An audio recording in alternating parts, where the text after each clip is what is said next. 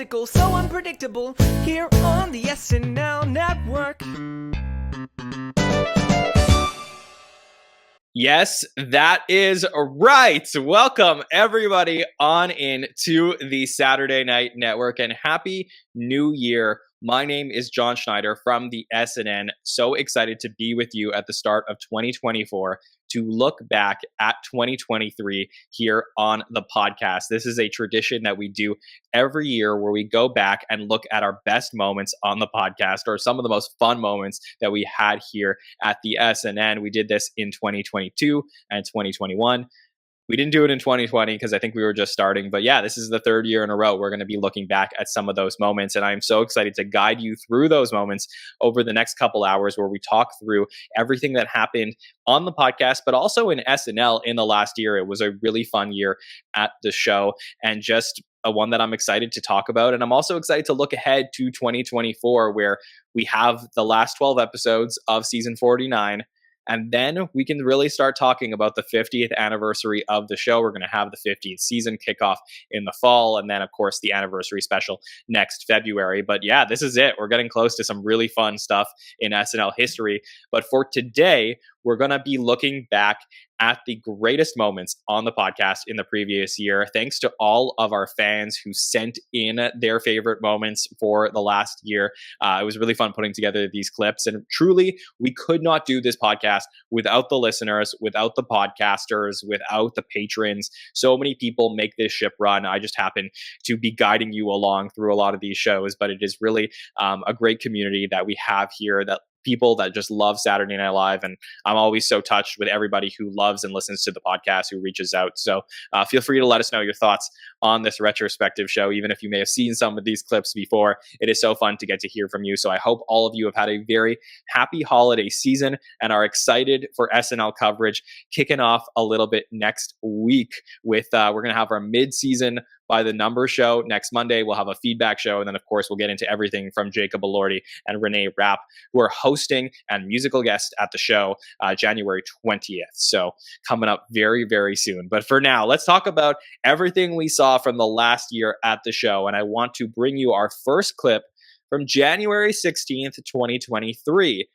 On that evening, we did our Cecily Strong Retrospective podcast, which was a show that we did where we look back at her career, some of the best moments that she had at the show, her best characters, her best impressions. And this was a podcast that we did for Kate McKinnon, Pete Davidson, Aidy Bryant, Kyle Mooney.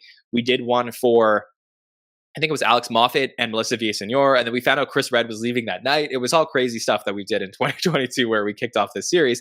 But we had to do it again because at the end of 2022, for that Austin Butler episode, we found out that Cecily was leaving the show. She had only been on the show in the fall for, I think, 6 episodes. It was kind of interesting that she decided to come back to the show. And we wanted to take the opportunity to give her her proper goodbye. So this was a very fun clip where we talked about a couple of her characters, including Gemma and Kathy Ann from January 16th, 2023, with Gabby Forbes-Bennett, Andrew Haynes, and Victoria Franzo. So without further ado, let's kick it off. Our first clip of 2023. Here we go. Victoria, did you enjoy Gemma sketches when you got them on the show? I did, and I was actually going to reference the Gemma and Ricky one too, where he has Vanessa Bayer touching both of their chests, which was funny. But then also another gun moment for Cecily, where she puts the napkin over her head and is putting it out into the world, which was, I wouldn't say fun, but but like funny to watch. No, I think it's a great. Oh, I was going to do impersonation. It's a great testament to her ability. I'm sorry. I'm so sorry. Thank you for that. You're welcome.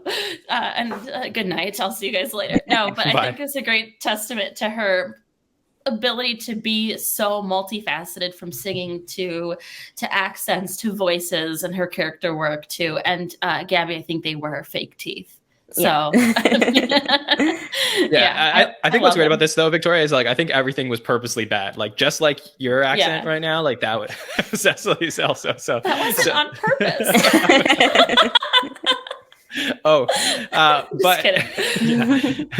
But yeah, Gemma was really great, and then of course Kathy Ann. let's talk about Kathy Ann a little bit. So this is a character that appeared 11 times, 9 times on a Weekend Update. So it sort of has the Stefan or the Emily Latella thing where this character shows up in sketches prior to then joining the Weekend Update desk. And this is a really fun dynamic, usually between Michael Che and Kathy Ann here. And of course, we're going to get the very famous Kathy Ann, which will be this last one that we have where Cecily is in character through Kathy Ann saying goodbye. But let me play, before we play that moment, let's go back to the first Kathy Ann that we see, which was a sketch all the way back in season 40, episode 8, where we have characters trying to cross a bridge, and Kathy Ann is one of the trolls living under the bridge who won't let them pass. So here's a bit of Kathy Ann. Oh my God, another troll. That is the rudest thing. No, I am not a troll. I am a real woman like you or me or Michelle Obama. So great. Not the last time she will use the name Michelle Obama. Yeah, of course. Well, just to put a button on Kathy Ann before we get the panel's opinions on this character, here is Kathy Ann's final Weekend Update through the lens of Cecily Strong. But I had a lot of fun here, and I feel really lucky that I got to have so many of the best moments of my life in this place with these people that I love so much. So, we talked about a lot of characters tonight, and we still have a couple more to talk about after this. But Haynes, really interesting character arc for this particular one on the show. Yeah. Kathy Ann is kind of this. I mean, she's obviously crazy, but she only tackles like crazy subjects too. Like she's on to talk about Pizzagate or the Capitol insurrection or Nazis or something. And so she acts crazy, but she's also kind of rational. We always are kind of on her side because she's making legit points, even though she's a former crackhead who, wears her jeans extremely high before it was cool. If you young folks out there, just a few years ago, it wasn't cool to wear your pants that high. She's got her pink windsuit and her cigarette. She's just kind of a loose cannon, but she's like always on the right side of history. But she's got an incredible life. There's one point where she makes a reference to being in prison, or she makes a reference to like men in prison, and it sounds as if like she's actually been there. And Shay's like, "Wait, did you go to men's prison?" And she goes, "They put you where they put you, Michael." And it's just like, I just always love that line. And and she says, "Listen to the words of Michelle Obama. When they go low, we get high." And she's just like that kind of person that like, she's a loose cannon. She's crazy. You might not want her to invite her to like dinner with your parents or anything, but she'd be a great friend. And like I said, I feel like she's always on the right side of history. That was so much fun to get to look back at Cecily Strong's career at Saturday Night Live on that retrospective show. So thank you to Victoria and Haynes and Gabby for joining me on that one. For me, I wasn't really sure what the show was going to look like without Cecily Strong on it. She was definitely one of my favorite cast members from the previous era. And to see her finally do leave the show was very surprising. We were all shocked when we saw the news right before the Austin Butler episode is when we got that news. So to be able to break down her entire career was really special. One of the most fascinating storylines so far in season 49 later on in the year was that we almost got Cecily Strong returning to the show, not in the Kate McKinnon episode, but in the episode prior to that, almost in the cold open. So it'll be very interesting to see if and when Cecily returns to the show. Will it be this year in 2024? Will it be at the 50th anniversary? That will be something we will all be watching for, but looking forward to seeing Cecily again on the show. Our next clip is our first from SNL Stories. SNL Stories is the interview podcast that we do here at the SNN, where we talk to either former SNL cast members or SNL crew members about their time at the show. And this is a great podcast series for anybody who loves the nitty-gritty of Saturday Night Live. We get people talking about all different aspects of what went into making the show during different eras. So definitely check this one out if you haven't yet. And our first episode of 2023 that we did was with Neil Levy, who is not only the cousin of Lorne Michaels, but also was a production assistant that was hired at the start of the series back in 1975. And he had so many great stories to share with us. James Stevens, who joins me in all these SNL stories, he's absolutely fantastic on these shows. He helped me co-host this one with Andy Hoagland, who is the recapper for Entertainment Weekly for all current day episodes of Saturday Night Live. And we had Neil Levy on for this episode on January 19th, 2023, to discuss what happened during season 1, episode 5, where Lorne Michaels quit or almost quit the show. So there are some great moments in this podcast. I thought I'd clip out a few minutes of it to get to show you. So without further ado, here is our clip from SNL Stories with Neil Levy. You know, Lorne quitting, just walking out when they take his lighting person away or something like that. Yeah, to he just, did. you know, prove a point, right? So can you tell us a little bit about just like... Well, that was on the Robert Klein show. Episode 5. Yeah, episode 5, that's right. And yeah, they took his lighting person. They took Phil Himes away. And, or was it Scotty? Did they take the sound guy away or was it a lighting guy? It was a lighting guy. It was lighting. Honestly, And, I'll take your... Yeah, I'm not absolutely sure. But I thought it was Scotty Schachter. I thought it was the sound guy, but it could have been Phil. And he argued with him and then he quit. And then he called my dad, I remember, saying, what do you think I should do? And I think my dad was of the opinion that, well, he asked him all these questions like, well, what does this mean to you? And can you walk away? And do you need the money? And all the questions you would ask somebody who's like about to quit. Anyways, he decided to quit and he walked away and it was all in secret. We had a secret meeting at his apartment at the Osborne. And no one was to know. Robert Klein never knew.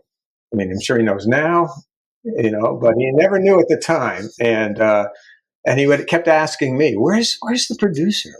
And I had a different excuse every time he asked me. "Oh, he'll be here. I think he's, probably at 4, or whatever." And it's just like he never showed until near the end when I think that they resolved it, and then he shows up. So I thought it was pretty cool. That was really cool, huh?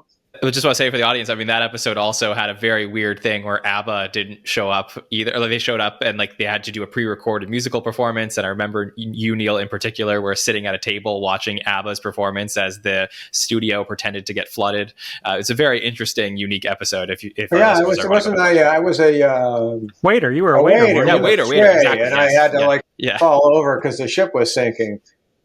But I don't know if I'll tell you this one thing is that the word went out that the girls in ABBA weren't wearing panties.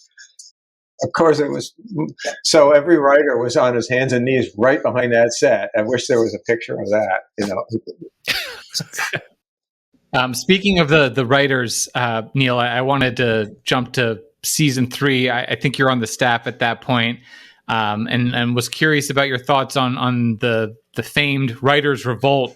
What was that like for you as Lauren's cousin? Are your allegiances? It was terrible. First, Dan Aykroyd comes into my office and he says, "All right, I know you're his cousin, but I got you're a writer now, and you're one of us, and we've been working together, and you're gonna and so he shows me some sort of budget that he's discovered that where there's $30,000 for the writers in the budget. I'm just throwing out numbers. I don't really know what the numbers are.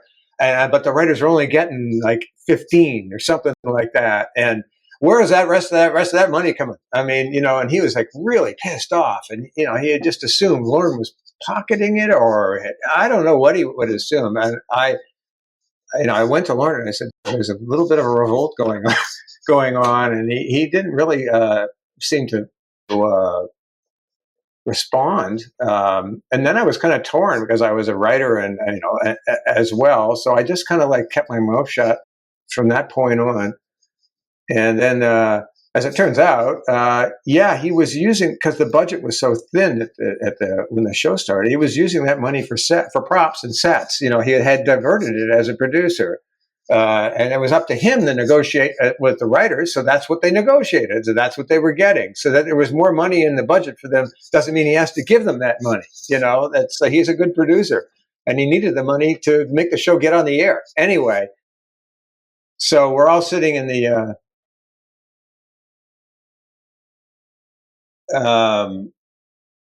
the writer's room, and Lauren comes in.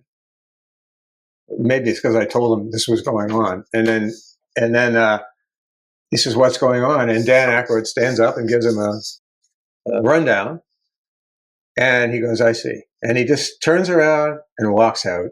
He goes down the hall to his office and goes in, closes the door. And everybody got up and ran. Lauren, no, wait, Lauren. And they were all like banging on his door and we're sorry, Lauren. And he didn't open the door. So he like waited. I don't know when he made up with everybody or when it was okay again, but that was the end of that. So not a great story, but it happened. And But do you talk to him later about it? And he's like, "Wow, I really played you guys," or "Wow, Dan Aykroyd's an ass." Like, no, he didn't. No, he did not talk to me about that. It was like it happened and it was resolved, and let's move on. Thank you so much to Neil Levy, who joined us on SNL Stories. I can't wait to have him back on the show. He has much more to share, so I'm looking forward to doing that again in the future. He is a fantastic guy. Well, let's get into some of the SNL episode coverage that we did in 2023. And we kicked things off in season of 48 with Aubrey Plaza and Sam Smith, which was our first episode of the year. Aubrey was somebody that everybody was asking to see, even going back to her days on Parks and Rec. I mean, she was somebody who everybody wanted to host. The name kept popping up and people were so excited when she did finally host the show. This was a fantastic episode of Saturday Night Live, especially because she used to work at the show. And there is a clip of her in the back of a Target Lady sketch. I think she worked on the set design team like years and years ago. So it was so cool for her to be at the show. And I want to take you to our roundtable discussion from the night of January 23rd, 2023, where we had Rebecca North, TJ Randolph, and Mike Bloom joined us on the podcast. And if you don't know Mike, he is a great podcaster, one of the best podcasters I know. He usually talks about reality TV, but we got to get him to come on to talk a little SNL. He used to podcast about SNL a lot years back. And it was really fun to have that group together to talk about Aubrey Plaza, especially TJ, who actually attended this episode in studio and kept going on and on about his experience, which is, I'm only teasing TJ, but it was so much fun to get to hear about his experience being there, attending SNL for the first time. And he's also a huge Parks and Rec fan. So when he saw Amy Poehler go up to the update desk as Leslie Knope with April Ludgate, played by Aubrey Plaza, this was a huge moment for TJ. Huge moment for TJ. So check this one out. I went into a fugue state. Like when I saw some celebrities backstage, I was like, oh, that's like really cool. But like, is that who it is? No. And when April came out and they're like doing the whole thing where they're like, bringing on the person, all I saw was like a woman in like a gray hoodie. Of course, it's been long enough that like Aubrey Plaza has done enough stuff that like you don't expect April Ludgate, because it's a loved character, but it's not like her only thing. It's not a necessity. Like it'd have been perfectly fine if there wasn't a like Parks and Rec character on the show. Like it would have been okay. But like when she came on, you couldn't actually see her face. Like they were like she also had the April wig because Aubrey doesn't have the hair she did back in the day. So like it was the wig, but like she's intentionally hiding her face and but you could only see like a corner, and somebody on the other side probably could have seen more, but like you couldn't see her. And I'm like, who is this character? I thought it was Sarah or Chloe, which was a reasonable assumption. So when it came out, it was like going into the Avatar state. Like I blacked out for like a good 20 seconds and like was like bouncing in my seat, like so excited, like exploding all over the place. Pause. Just like I was just like very ecstatic. And so then I'm watching the corner to see like I wonder if there's anyone else. I don't know how they did it because I kept like looking over, but then I was like there's a lot of places for your eyes to go. I don't know how they snuck in Amy, but they hid Amy way better than they hid like Aubrey. It was really difficult to tell she was there. So when she just showed up, it was like I was on a rocket to the moon. Like, oh my God. I thought I blacked out for 20 seconds. I thought I knew what happiness was. I've had a good year. I've had a pretty good life. Life has been pretty good the past couple of years for me, I thought I knew what happiness and ecstasy was. This was better than an orgasm. Like it was, no, John, let me have this. I just did not. Seems like I'll have what you're having. Exactly. It was just so involuntary. The level of excitement I had because Leslie, my partner's literally texting me right now from that line. But like, sorry, I just on my profile, I see my phone. TJ's tabooing right now in this. Exactly. No, what I'm trying to say is, and when I saw them, I orgasmed. No, but like Leslie Knope just is, this is my second favorite show of all time, but she's one of my favorite characters and inspiration. I think her and Ben are the second best TV couple of all time behind Michael and Holly. Jim and Pam can suck it. They're not even third. April and Andy. But just like Leslie Knope is just like wonderful representation. So, and here's also the surprise. When you see Amy in the building, I didn't immediately think about Leslie Knope either because they've gone on and done other things. So it was that warm bit of surprise. It wasn't like when we had Bobby and Drunk Uncle. That one made more sense to me, but Leslie and Amy, I didn't think about it.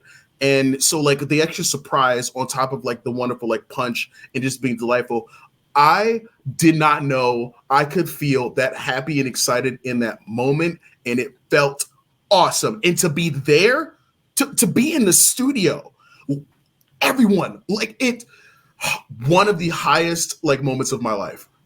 Awesome. Yeah, TJ's like dead when he said that. Thank you again to TJ for that. We're gonna have a lot of TJ moments in this podcast. I'll just let you know right now. But thank you to TJ and Rebecca and Mike Bloom for joining us. Hope to get Mike back at some point as well. Just really fantastic episode of Saturday Night Live. TJ, that began the whole bit about him saying my partner, which we always tease him about on the show. So TJ is a wild one, and we love him for it. Okay, so Aubrey Plaza was the first episode of SNL in 2023. After that, we had Michael B. Jordan and Lil Baby on the show. Michael B. Jordan was also really great. This was just an incredible run that SNL was on. Not too much from that week that I wanted to show you, but I wanted to show you a clip from the following week where we had Pedro Pascal and Coldplay headline the show. That was an amazing week. People were just so pumped for Pedro Pascal, a huge, huge star coming into Saturday Night Live. And that roundtable that we had, where we had on February 6th, 2023, we were joined by Haynes, Morgan Kaloran, and Sean Grant. And if you don't know Sean or you don't listen to the roundtable, Sean is always very wild. Just a lot of fun that we had there. So he has a special connection to Michael Longfellow, and he believes that one day he can get Michael Longfellow to come onto the podcast, and I'm hoping we can make it happen. At the time, back in February, we really hadn't had many current cast members on the show, so we'll put a pin in that for now because we're going to get to some later in this podcast retrospective that we're doing of the year. But he was very excited because he had some conversations with Michael Longfellow and felt like he could get him on the show, and Michael Longfellow is his man. So let's see why on February 6th, 2023, the Pedro Pascal Coldplay Roundtable. Yeah, this line at the end. I'm not a bad groundhog. I just like good beaver. That was good. That was great. The cherry on top. But Sean, do you have any insight from your friend Mikey Longs on this one? He was great. I just say, man, it was his birthday, I believe, last week. And we just, I wrote HBD and he gave me the thumbs up. And that's what's going, just to let you know that I talk to people who are on SNL, man. So I just had to let y'all know. Awesome. It was a white thumbs up, just like his thumb. I imagine he did this and then hit the emoji. It was real. It was real. You know what I mean? He said, my man. I'm his man. You're not his man, Andy. I'm his man. You're not his man, John. You're not his man, Morgan. I'm Michael Longfellow's man. I'm his man. Damn right. We'll give that to you. His man, not my wife. I'm sorry. I'm losing my mind. Yeah. Hopefully we get Marcelo on here soon. I'm working on it. All right. Work on it. We'll see. I have a connection. Wait a minute. If you do that, before I get Mike, we in a fight now. We in a battle. I'm going to get Michael Long. I didn't know we could do that. I'm getting Michael Longfellow on here. How about that? The door is open. And then who you don't like better if we do it? You don't like me more if I get Michael on here first, John? It's not a competition. All three of you can bring on SNL cast members if you want. Watch Andy just have Will Ferrell come right from like he's just Will Ferrell walks into Hayes' screen. We all blow up. All right. That was such a funny clip to me because at the time it was like, maybe we will get Michael Longfellow, maybe we will get Marcelo on the podcast, who knows, and maybe we will get them in 2024. So I think that was a fun thing to look back at.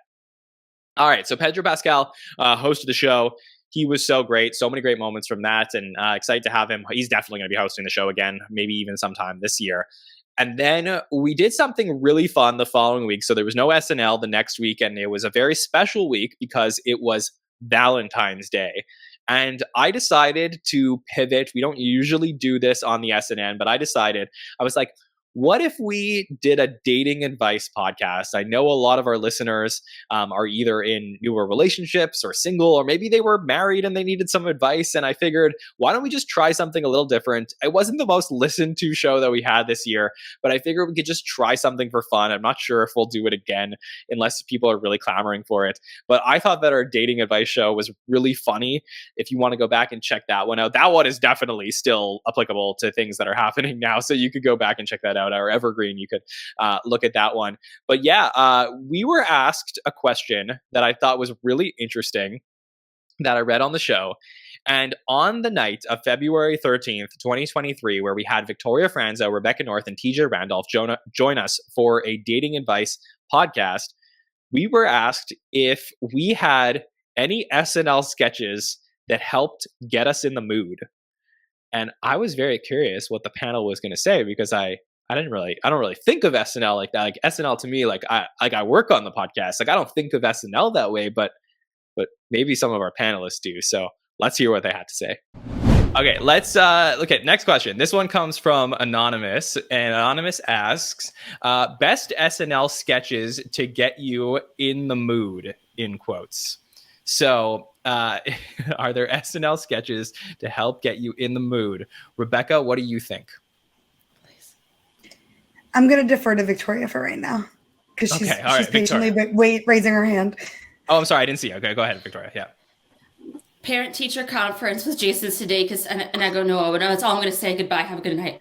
Oh, okay. All right. So season 47, episode 4, I believe, the Jason Sudeikis hosted episode, Parent-Teacher Conference. Okay. That's a good one. Rebecca, did you have one or no? It just depends. Like whoever you're most attracted to, like on the show, get their best sketches, like where they're the main person of it, and like then that'll probably get you in the mood. But I feel like anything Lonely Island weirdly gets me in the mood. Maybe it's because they're talking about sex, but also just like the vibes, and like they do have sensual music, so like anything Lonely Island would be my choice. I was definitely going to say like Dick in the Box seems like the right choice here. TJ, do you have an opinion on this? I'm not a strong one because like I don't think I'd literally have an SNL sketch that would get me in the mood. If there was the closest thing, it would probably be the Totino's sketch, or maybe that parent-teacher conference because I am a Dom myself and I like the way that Jason Sudeikis acted, and it is inspiring. I will also say, even though it's not a sketch, I think it was 2015 performance by Selena Gomez of Hands to Myself when she was on Saturday Night Live. Phew. That one as well.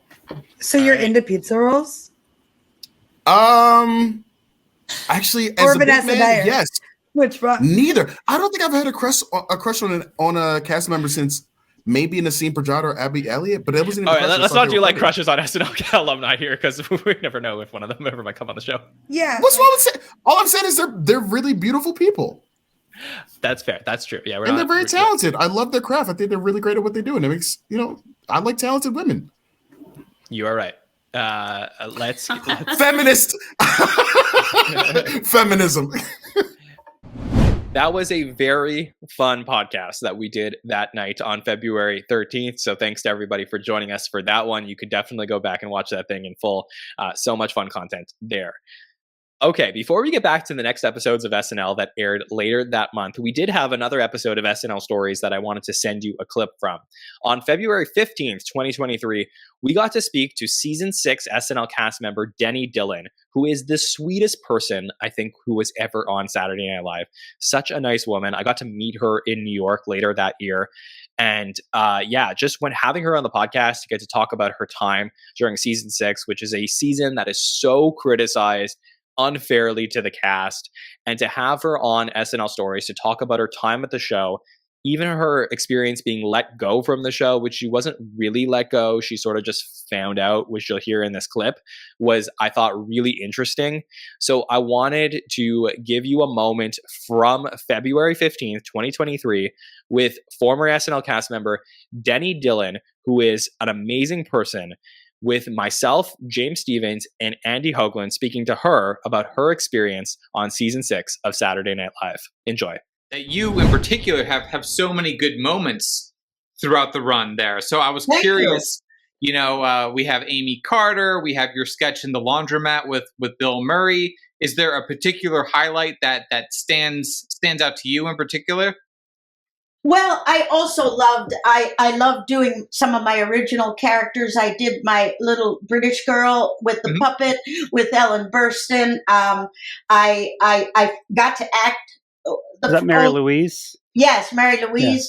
Yeah. I loved working with Gail. She had created Vicky, and then I created Debbie with her.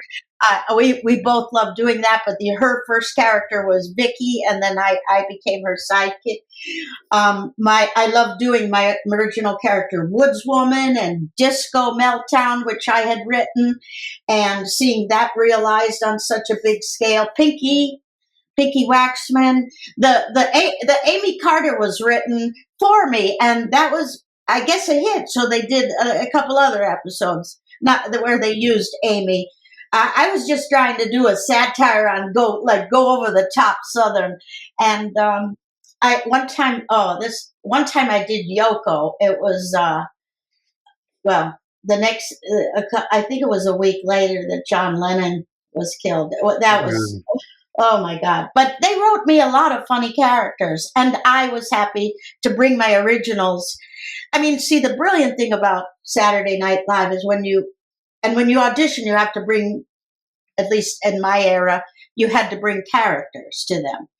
And in my era too, I owned those characters. I think you have to give them over now. I did them, and I was able, you tell them what it's about, talk to the writers, and they get this crazy, wigs, costumes, and they're totally realized. So that's a dream come true. And I did enjoy my time. I wasn't fired by Dick Ebersol. You see, it still hits. It was a dramatic couple of days going in and out. And then I did a movie with the same guy who used to film Charlie's Rocket Report, doing a homeless woman, and that was on one of the episodes. The Bag Lady, right? The Bag Lady film, and wasn't that on the maybe the last show? It was the last show, the Chevy one, basically. And right. it was the last show because it was the writer's strike. Right. And I did do also that wonderful sketch that I loved working with Bill Murray. Oh my God, was that fabulous. And then the only thing that was really kind of, major creepy was, then I wasn't fired, but I was, I don't know whether to pick up your option, if you're going to be there next year. So I remember being on the street in New York a few months later, and I remember exactly where I was, 8th Avenue and 50th. And I ran into Joe Piscopo, and he said, "Hey, Denny, how you doing?" I said, "I'm doing good." He goes, "Are you coming back?" And I said, "What are you talking about?" He goes, "Saturday Night Live." And I said, "No, I haven't heard anything." And that's how I found out. Cold. That's cold. On the street from Joe Piscopo. Yeah, that's not the way to go. Thank you so much to Denny Dillon for joining us on that podcast. What an amazing woman, and just amazing stories that she got to tell us from one of the most controversial seasons in the history of the show. Okay, up next, we had the Woody Harrelson episode of Saturday Night Live. And if you remember, we were all excited for Woody Harrelson to host the show. He was going to be joining the Five Timers Club. This was a very big deal. So I figured, let's try something here at the podcast. Let me try and put Andrew Dick, who is the amazing host of That Week in SNL. He comes on a lot of our hot take shows, and he was like, I'm down to do a roundtable. So I said, okay, Woody Harrelson entering the Five Timers Club. Let's get you on a roundtable. Let's see how this goes. So we decided to pair him up on a roundtable with Kirsten Rayala and Rich Tackenberg. And this was the day of, or the evening of February 27th, 2023, where we had Andrew Dick join us on the roundtable, but we didn't know that the Woody Harrelson episode was going to be so controversial. Except we got a sketch. I don't know if you remember this sketch. It was a Cologuard sketch, all about poop. And of course, with Andrew Dick on the show, we had to get in a long debate on is poop funny on Saturday Night Live. I thought this was hilarious. Check it out. Let me know what you think. Since you have the hottest of takes, let's head over to you for the sketch that you want to talk about. So after a couple of tough sketches here at Live Sketches, for me, there was a real nice break when we get to the commercial for Cologuard, the mail-in colonoscopy exam that I just thought was so well executed. Everything about this was so well executed. The animation, the stop motion, the writing, the premise being that, you need to, leave a sample, you put a sample, in the box and you mail it back. And the boxes seem to be way too excited about this. I love the build of it. I love the voices. I thought Woody was actually used really well here, which maybe needed to be in a pre-tape in order to, choose the right takes to get him well used. And what I really loved about this is the constraints of live network television. I shouldn't say live, of network television. I feel like the fact that you couldn't curse, you couldn't be graphic, you couldn't say certain things that on a cable or a streamer you might have done actually made this funnier. This sketch felt to me like 2023 Saturday Night Live in a Sarah Sherman vein that I feel like the rest of the show didn't have as much. So I thought this was great. So you're saying that this was perfectly fine for cable. Then go ahead, destroy me, Daddy. You're saying that was well behaved. You can say that on network TV. I feel like the show's been going to this well forever, for so long. Like we keep on acting like, oh my God, SNL went there. It's like they've done this a million times. But what are you talking? If this was, they've gone this far with the sexual deviancy plenty of times, and it's just another poop joke. Rich, this was a well-written poop joke. Right. This was a very well-written poop joke. Wasn't. They spent time on this. It was amazing. We like it. The way that this one ended, where the boxes were just boxes and the neighbors saw Woody and thought he was just a stoner again and then he's pulling his pants down. That was the perfect way to end it as well. And by the way, it's not a poop joke. It's a I want you to poop in me joke, which is very different than a poop joke. Yeah. Andrew, if you don't know the difference, we might need to have an intervention on you. I'll poop on you. So go ahead. Unload in me. Yeah. Unload on me. I just feel like the show's gone to this well so many times of like, oh my God, can we really do this about the poop though, or the fart? And it's just like, yeah, whatever. Like, I don't know. None of this stuff. Like, I feel like half of the joke who hurt is you? Who hurt me?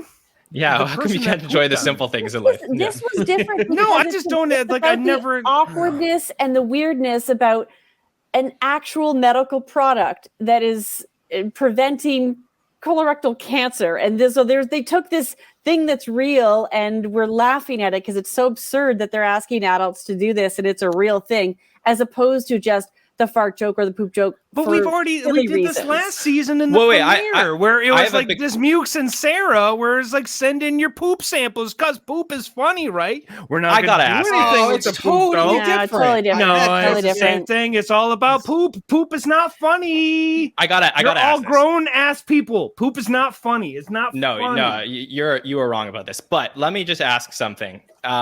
In the States, are you like allowed to mail your poo? Like, is that like a normal thing that happens down there? Because you want to find out, John? No, well, John, in Canada, Yeah. there are mail-in samples as well. Okay, so I don't know. in It's Canada, probably not a box. It's okay. But yeah, it's become a thing. Yeah. Okay. All right. Well, that's interesting. I didn't know that you could do that because this was confusing. But thank you for clearing that up.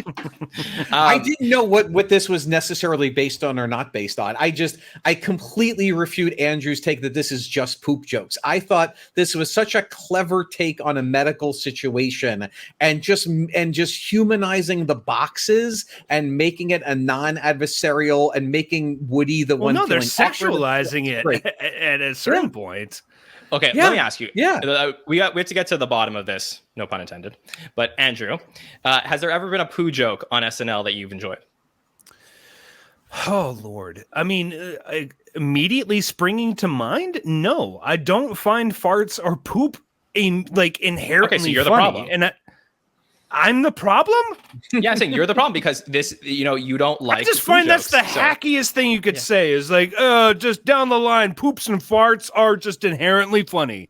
No, you're missing not all the really. great Not in stuff a about- sketch comedy context. Yes, What in about- real life, if you fart Now- next to me or you shit your pants, that is kind of funny.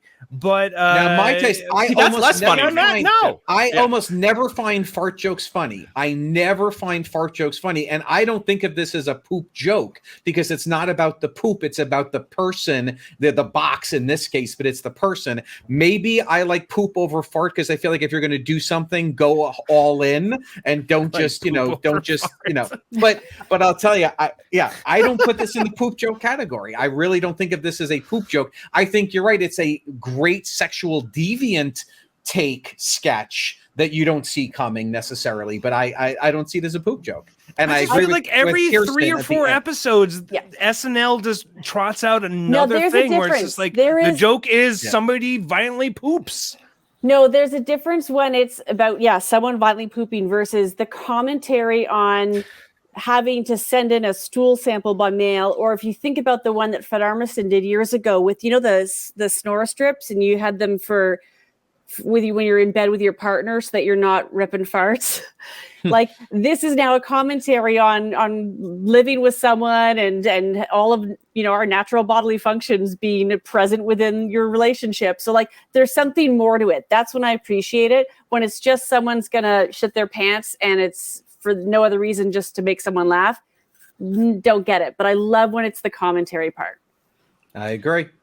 Yeah. I feel like I'm living in the real life penis sketch where it's just how many times can we say poop in a row without getting taken down. Yeah. But I would say I do believe we are not giving credit where credit's due to or credit's due to Keenan and to Andrew in this sketch, who to me, them both nodding along and being like, I want to stay behind and watch this. I think that to me that's what works here. And I think honestly the best shot in the whole thing, Kirsten, I believe you're the one that said this, is the shot of the perspective of the neighbors looking and seeing that the boxes are just boxes and they're not actually talking to Woody, and he's imagining this whole thing. So it's But they do that reveal all too often as well, of like, now we cut to the reality of the sequence and it is just 2 boxes standing there we do that joke as well way too Andrew, often. let us enjoy our love for the sketch.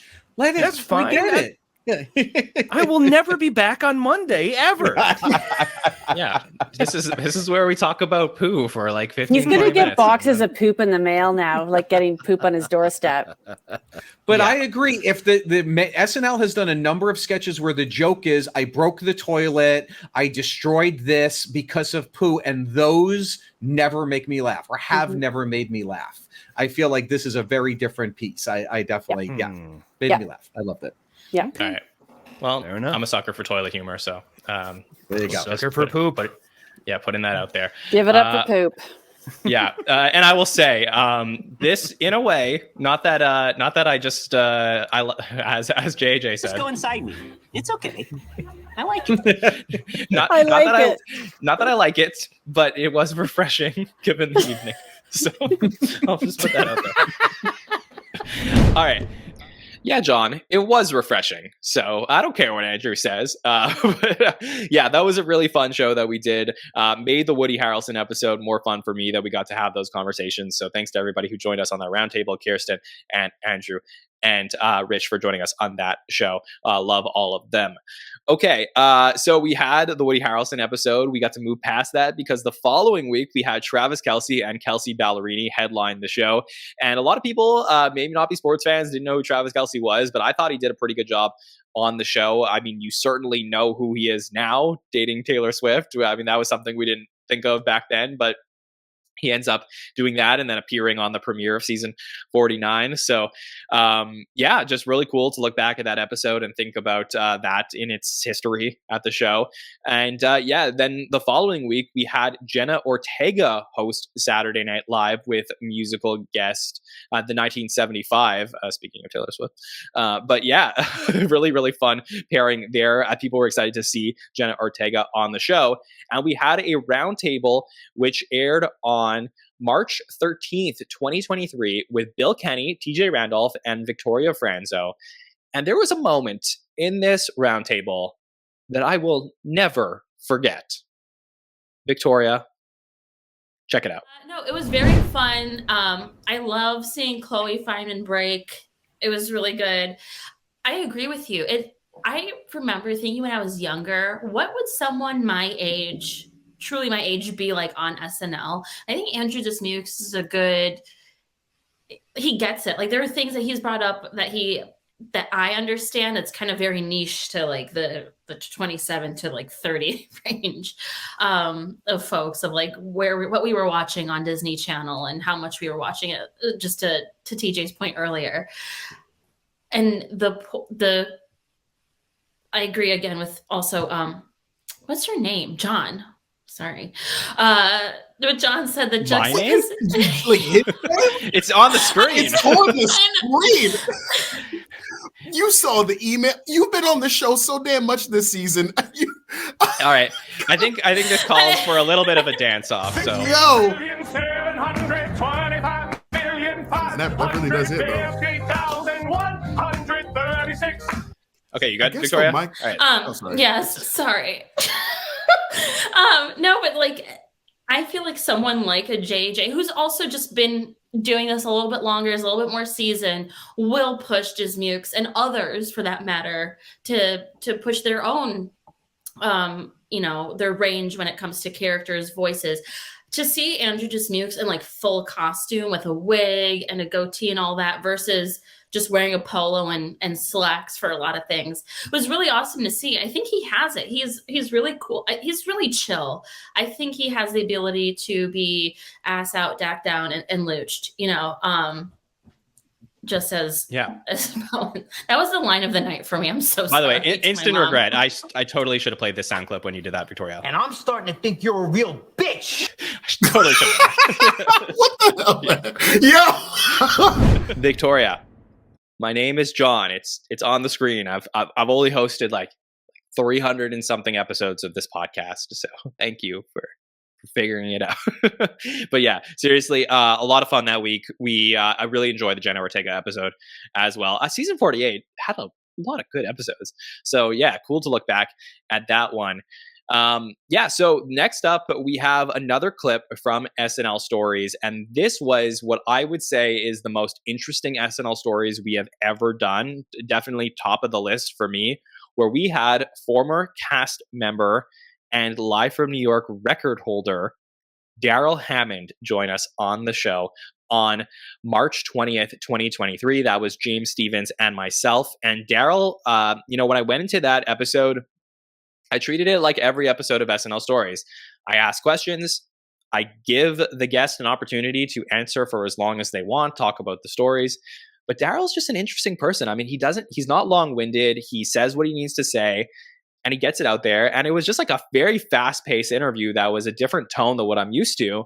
But I thought we did a pretty good job riding the wave of what Darrell was giving us, because he was so real and raw with all of his thoughts about what he meant to the show in terms of like his place on the cast.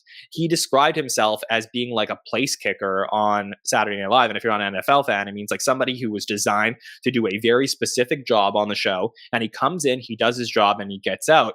And I just think it was cool to see him develop that way on the show.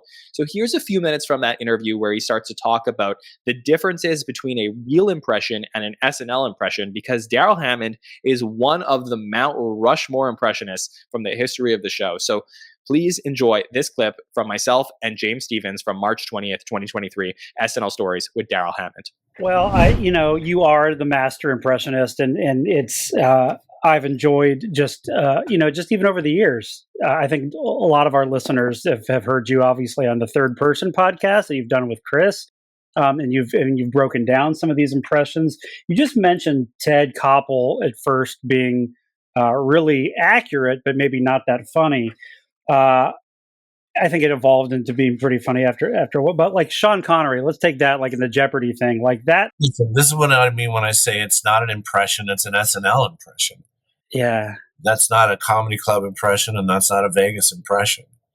This is in front of millions of people, and you haven't seen these words before. This is, I don't care how accurate you are, we're not doing magic tricks here. We need laughs. And that was my lesson that I had to learn, that I had to do SNL impressions from now on. And Dana Carvey helped me with that a lot. And so did other people. And I started stretching them and pulling them out of shape. Caricature, like the Hirschfeld drawings. That was my guiding light for me. No, I was just going to say, related to that, I think, Sean Connery on the Jeopardy, for example, is one of those caricatures that is just like, I mean, he's saying things and acting things that are just so bizarre, right? I mean, that had to be so fun. And do you remember how that even came to be? It's in the boiling pot of 4:00 in the morning. You've been all on Tuesday read-throughs in 8 hours. You got nothing. People start slapping things on paper that you hope are silly and smart. And so this one was so outlandish, I always felt like the audience has to understand your premise a little bit and basically agree with it. So there was no way for anyone to understand or agree with the idea that Sean Connery was stupid, Right. Well, I'm curious, when you talk about the term SNL impressions, were you aware of these impressions, place in history as you are doing them, right? Because you come in to play Clinton and you're coming off of, Phil doing Clinton in a previous era of the show. Is that something you think about when it comes to your time at the show, like what Phil did, what Dana did in previous eras of Saturday Night Live? Yes, you do think about it. And suddenly you reach this point where you're like, dude, you need to not spend so much time on that. You got stuff to do, Yeah. The pressure is pretty intense, man. Yeah. What was there a moment where it all sort of clicked for you, where you're like, okay, now I'm in the zone, and I feel like I finally nailed how to do the game of creating these SNL style impressions? I'm trying to think of an intelligent response to your question. Like there's some magic formula for dealing with more pressure than you or anyone you has ever thought or heard of. And I don't know what the answer to that is. I was scared a lot of the time. And I'd say about 50% of the time I left the show, thinking I had disgraced myself. It's pressure packed. There's movie stars, and there's A-Rod, and there's Kate Hudson, and, there's Paul McCartney, and they're all hanging around, and the New York Times is watching, and the President of the United States is watching. Thanks to Darrell Hammond for joining us on SNL Stories. That was such a cool get, and just so thrilled to get to talk to him on our show. Up next, we have our final run of season 48, believe it or not, because the show was going to end early due to the writer's strike. And on April 1st, 2023, we had Quinta Brunson and Lil Yachty headline the show. And, everybody was very excited, if you're a fan of Abbott Elementary, to have Quinta Brunson be on the show. She is somebody who has a huge sketch comedy background, and I thought she did a really good job on the show as well. So on the night of April 1st, 2023, we had our hot take show immediately after SNL aired, with Darren Patterson from SNL Nerds and TJ Randolph joined me on the show. And if you don't remember that episode, there was a sketch that was very memorable, one of my favorite sketches of 2023, where we had that, traffic sketch with Mikey Day and Chloe Fineman and Quinta Brunson, where they are in like two cars and they're making like motions to each other. And that was a lot of fun to talk about. And of course, Chloe Fineman had this moment where she's, sort of mocking she's mocking Quinta Brunson from her car. I'm trying to get it out, but she's mocking Quinta Brunson because she is I think Mikey Day's daughter in the sketch. And this was just such a brilliant sketch Mikey Day and Studio Seidel wrote, but Chloe Fineman was so hilarious in it. And I asked TJ like what he thought of the sketch, and he didn't exactly answer the question that I asked. So check out this moment from April 1st, actually, you know what? I should have known. April Fools. Yeah. Here's this moment from April 1st, 2023 with TJ, Darren, and myself. This may have been maybe the best live sketch of the season. Hey, yo. Maybe the best live sketch of the season. So, TJ, what did you think of it? I definitely thought like Chloe knowing the two-hand motion, which like I'll be honest, to do the side to side, very uncomfortable. Ask a man if he likes that first. You know what? Nobody's asking for this. Sure, yeah, what? You asked my opinion, John. On the sketch, not that it's is like a pepper grinder thing. What do you It's do? also relevant because it is a literal piece of the sketch. That motion. That aside, oh my God, the rhythm again. That aside, this was another case of like I have been saying for a few years now that Mikey Day is an underrated cast member, and this is just another showcase. And granted, I know people know that he's really good as a writer with Streeter, but he's not. I'm not saying he's the star. I'm saying that man is fantastic. I think TJ thought we were on the Dating Advice podcast, not the Quinta Brunson, Lil Yachty hot take show. But either way, very fun hot take show from that night. Those hot take shows are so much fun. If you ever want to join us, we have our live chat going, and it's a great way to break down an episode so you can get involved in the conversation as well by joining us on a hot take show. One of the things that TJ mentioned is that Mikey Day is a seriously underrated cast member, and we all felt it. Just Mikey started to take over the show. And in season 49, we've seen it. Mikey Day has been dominating the analytics of the show. So it was an amazing moment when we found out we were going to get to interview Mikey Day on the podcast in April of 2023. That was April 13th, where we released our interview with Mikey, where I got to talk to him about his amazing season 48 at the show, the fact that he stayed on past a lot of his peers and started to dominate on the show. But he didn't really want to talk to me about his time at the show. He wanted to talk to me about one of the great contributors to the SNN, and that is Mike Murray, because he is fascinated with screen time. So this is a longer clip, but I want you to enjoy this conversation I had with SNL cast member Mikey Day, where, yeah, he was interested in talking to me, but he really wanted to talk about Mike and how he does the screen time. So enjoy this from April 13th, 2023.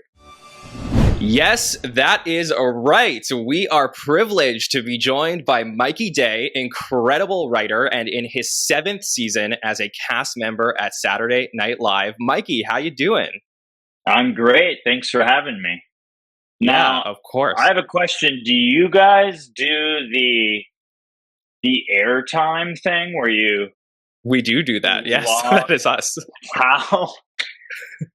How do you do that is my question. Do you if someone's in a sketch, do you just use that time, or do you use literal time where the camera's on that person? Does that make sense? Yes, it's literal time where the camera's on that person. So we have... So you have to have like a stopwatch, and you're like... Yeah, it's not me personally, but it's one of my colleagues, Mike Murray. He's the best, and he does screen time for everyone who's on the show. So it is it's really cool. He's doing it for the entire series, going all the way back. So we'll have like consistent numbers throughout the show. It's quite the endeavor. So he's like Jane Curtin logged the following amount of time, like yeah, all for sure. the way. Yeah, people love that stuff. But I want to talk to you today because I'm so excited to dive in. And really, the main reason that we're having you on today on the Saturday Night Network is because of a big milestone you achieved this season. Back in the Aubrey Plaza episode, you appeared in your 500th SNL sketch, only the 29th cast member to ever do so. So, what does this milestone mean to you? That's insane. I had no idea that I reached 500. Although you guys, Mr. Murray probably knows. Mr. What's his name? Mike Murray. Yeah. Mike Murray. I just want to talk about Mike Murray the whole time. No problem. We could do this. We could talk more about it. It's crazy. As I said, I had no idea it had reached 500, but it feels like it's gone by really fast. And that's just appearing, right? It's not written counting things. Well, if you did appear in a sketch while you were a writer, then that would count as a sketch appearance. So okay, but it's not like if I just wrote like in my first few years as a writer, those don't count towards the 500. I was just no, but certainly okay, you've contributed to a lot more, many more sketches throughout your time at the show. Right, so. right.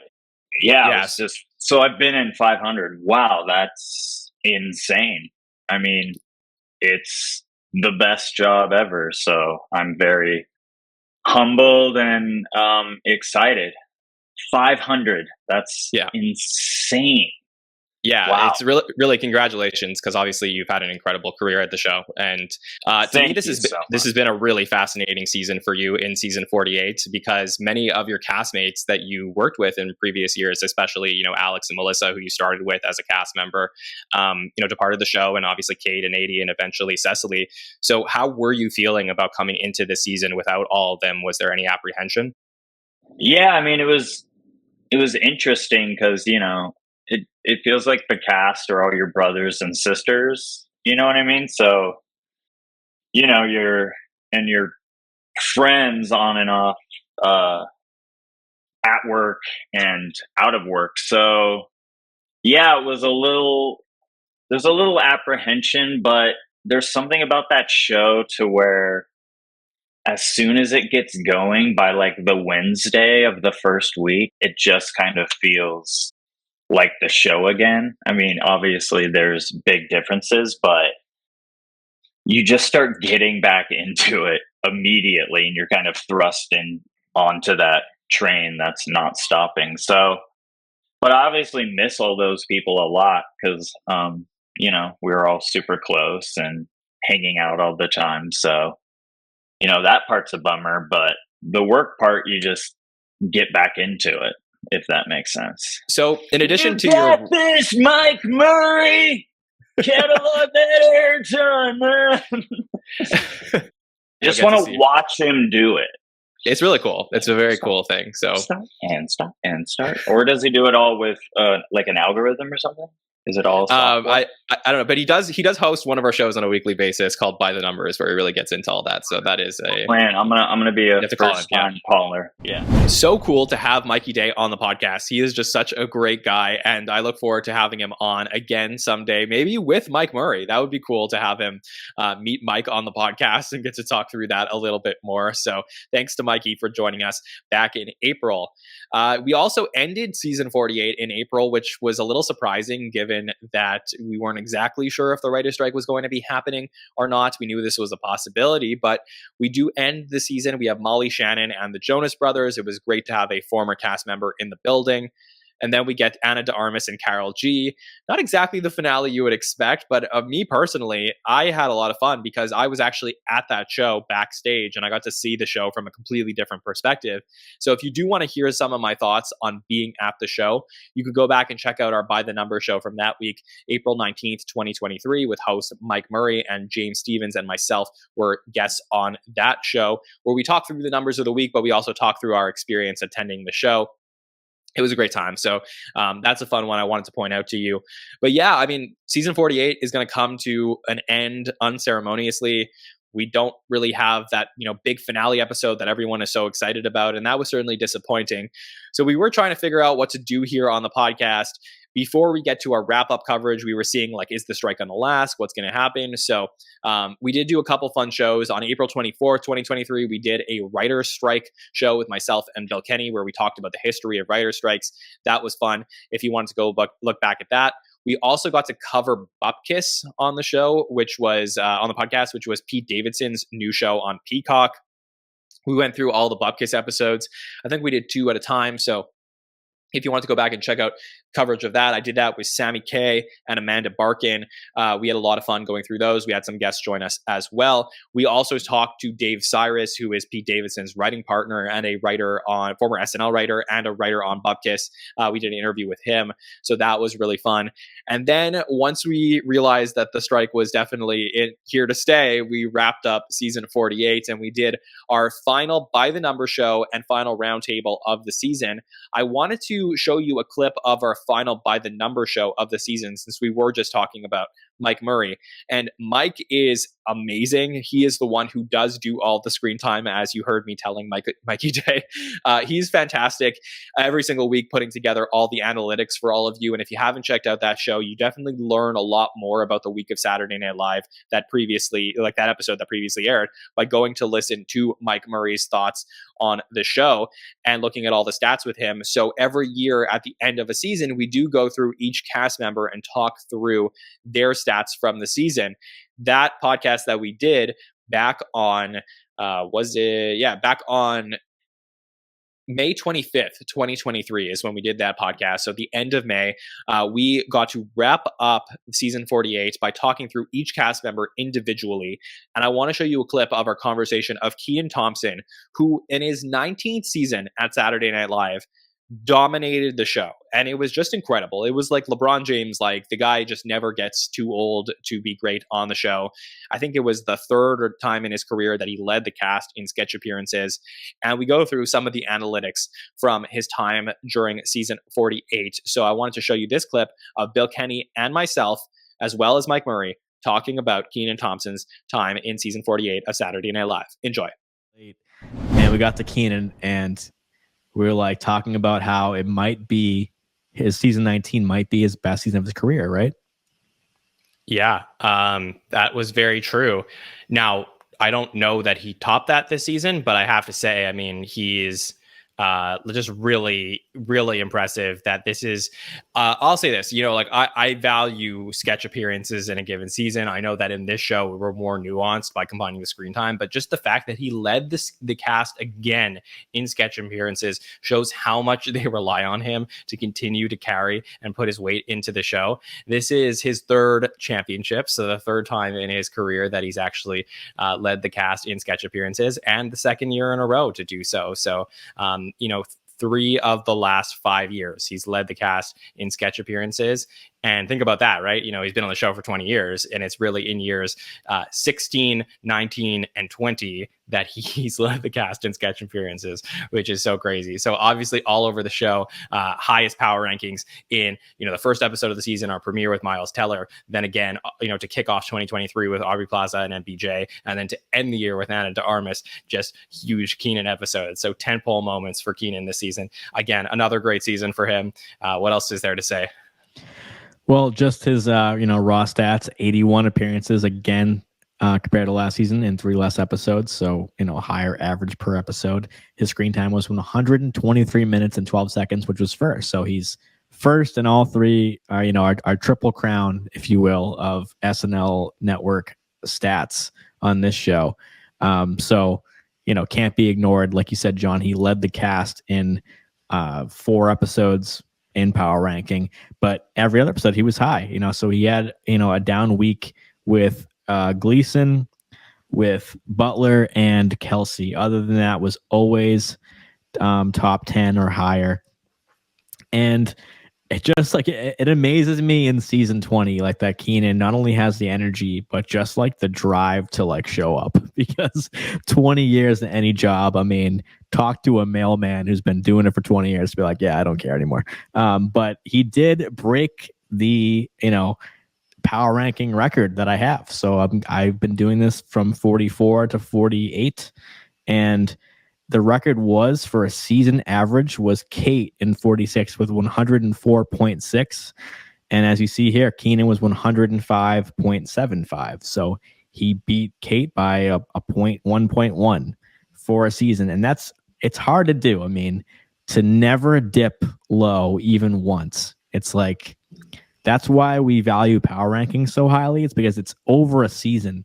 John, you've mentioned like power ranking on an episode is, could be just a fluke or, whatever. But over a season, it's really the stat that encapsulates like your performance that year, which is why it's so fun to do this with you guys at the end of a season, because it just shows consistency in all the stats we want to talk about. So as much as I want to say, like, what's there to say about Keenan? It's like, last year we talked about how it might be his best, but this year his primetime percentage went way up to 82%. Last 3 seasons, his average was 68%. So SNL is consciously or not consciously putting Keenan up front more than they have the past 3 or 4 years, which I also think is, maybe surprising because it's his 20th year, but also not surprising because we have a lot of new blood in the show. So putting Keenan in cold opens or a monologue or the first sketch might make sense. He appeared in 35% of all segments this season. So if you count up every sketch, every musical performance, every weekend update, there's a 35% chance Kenan Thompson is on your screen. And that's the second highest of all time that I have behind Beck in season 46, who had a 36.5% chance to appear in a given segment. Bill Kenny, it's the last one. Kenan Thompson, year 20. What can you say about the man? This kid is going places. Yeah, all hail Kenan Thompson. Seriously, just continues to dominate on the show. Will he keep it up in season 49? It's been interesting in the fall. He's been a little bit less involved. Will that stay in the second half of the season? We're going to talk through it all. We do, like I said, we have our mid-season By the Number show coming up next week, so you can listen to our thoughts on Kenan and all of the cast members next week. That same week that we did our final By the Number show of the season, we had a very fun SNL Stories with former SNL cast member Aristotle Athari.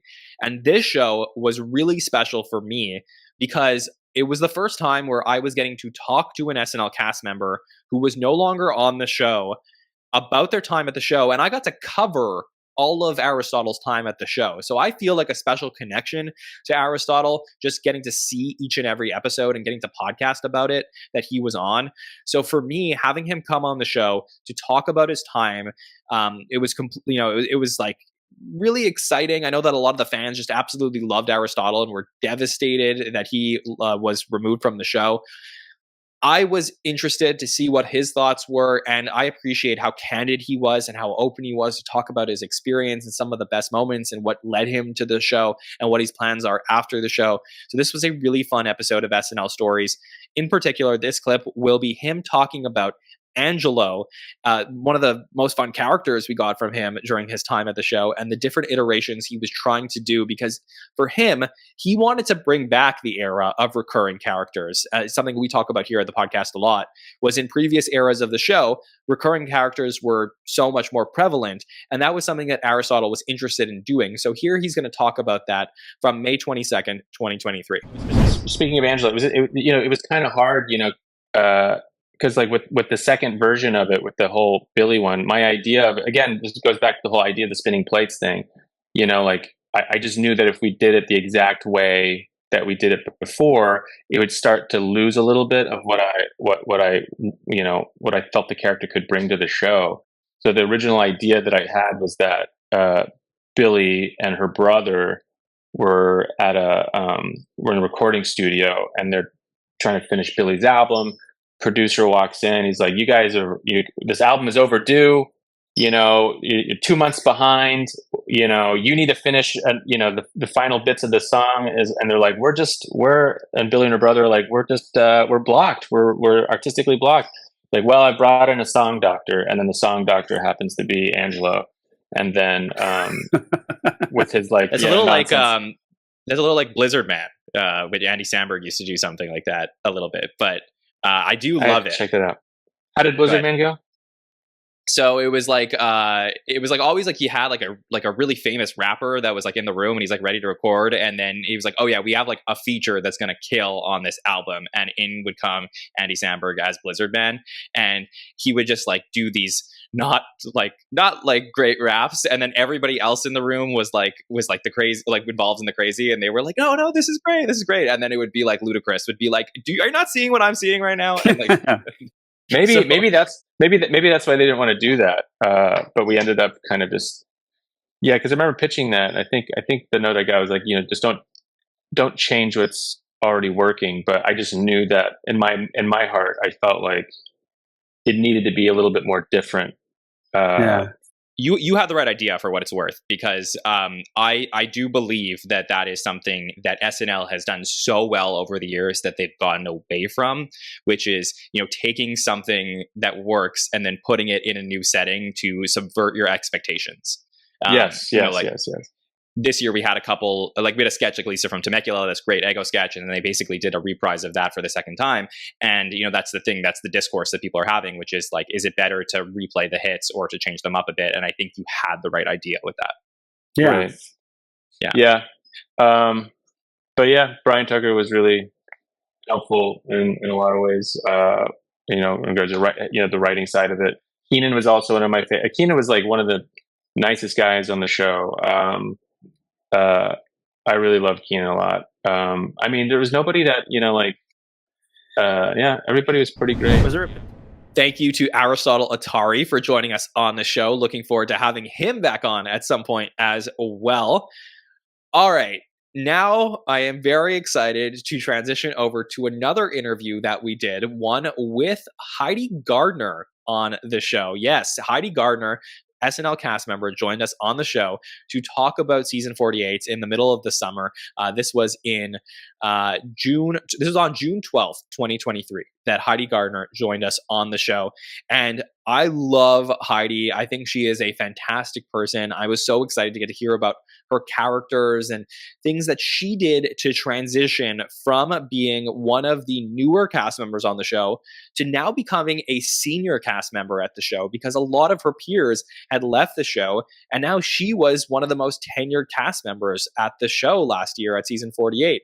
So I wanted to talk to her about her experience, and I was so privileged to get that opportunity to do that on June 12th, 2023. So here is my conversation with Heidi Gardner. Well, another cool thing just about suddenly being one of the most senior cast members there was you're just suddenly like, oh, there's nobody else's, like, I'm not saying like a hierarchy. There's no other, like, I don't know, you kind of set the like standard or just like the way things operate. Like, I'm not ruler. I think you know what I mean though. But just also say, like, at the beginning of the season. Are you sure? Yeah, no, definitely not. At the beginning of the season, like, Ego and I threw like a big pizza party, like it was just like, we're the seniors, like we get to do this now. We get to welcome in like the new cast and writers in this like really fun, like loving way. And that was just kind of like a fun icebreaker at first because, I'd called the new cast to like congratulate them, and it was so fun to like talk to them on the phone, but then to meet them all in person before like having the first day of work, like jitters that I still get, was really cool. So yeah, I was fans of all of them coming into the show. There you go. Just a clip from that conversation with Heidi. You can definitely check out the whole thing. She is lovely and really can't wait to have her on as well sometime soon. Okay, one of the other great things that we do over the summer is we get to go to Just for Laughs, which, if you don't know, is the biggest comedy festival in the world. So many SNL connections to Just for Laughs. Not only is it a pipeline to SNL where we have cast members like Chloe Trost, who was hired because she did fantastic things at Just for Laughs. I mean, obviously other things too, but she was great at Just for Laughs this summer. I got to see her at Just for Laughs. So did Mike Murray. And so many cast members, writers have come from Just for Laughs over to Saturday Night Live. And every year we get the opportunity to be press at just for laughs and go to different shows that are there, including the red carpet that they do where they give out awards. And this year we had a very fun red carpet special where Mike Murray, who came to Montreal, joined me on the red carpet to do some interviews. We had some fun ones. So these are, this is sometimes like this stuff over the summer. I know people are not always in tune with SNL stuff, but maybe they find this stuff interesting. We got to talk to Bert Kreischer, who has never been on SNL, but has always wanted to, one of the biggest comedians in the world. He gave a very funny interview with me. So this is coming up. Rainn Wilson, who was a host in 2007, obviously very famous from The Office, Dwight, he said something to me where I could not believe what I was hearing. And then the aforementioned Quinta Brunson did an interview with me on the red carpet. And I will just say, interviews were really fun. You got to hear me talk about this with Mike a little bit, but it was strike season.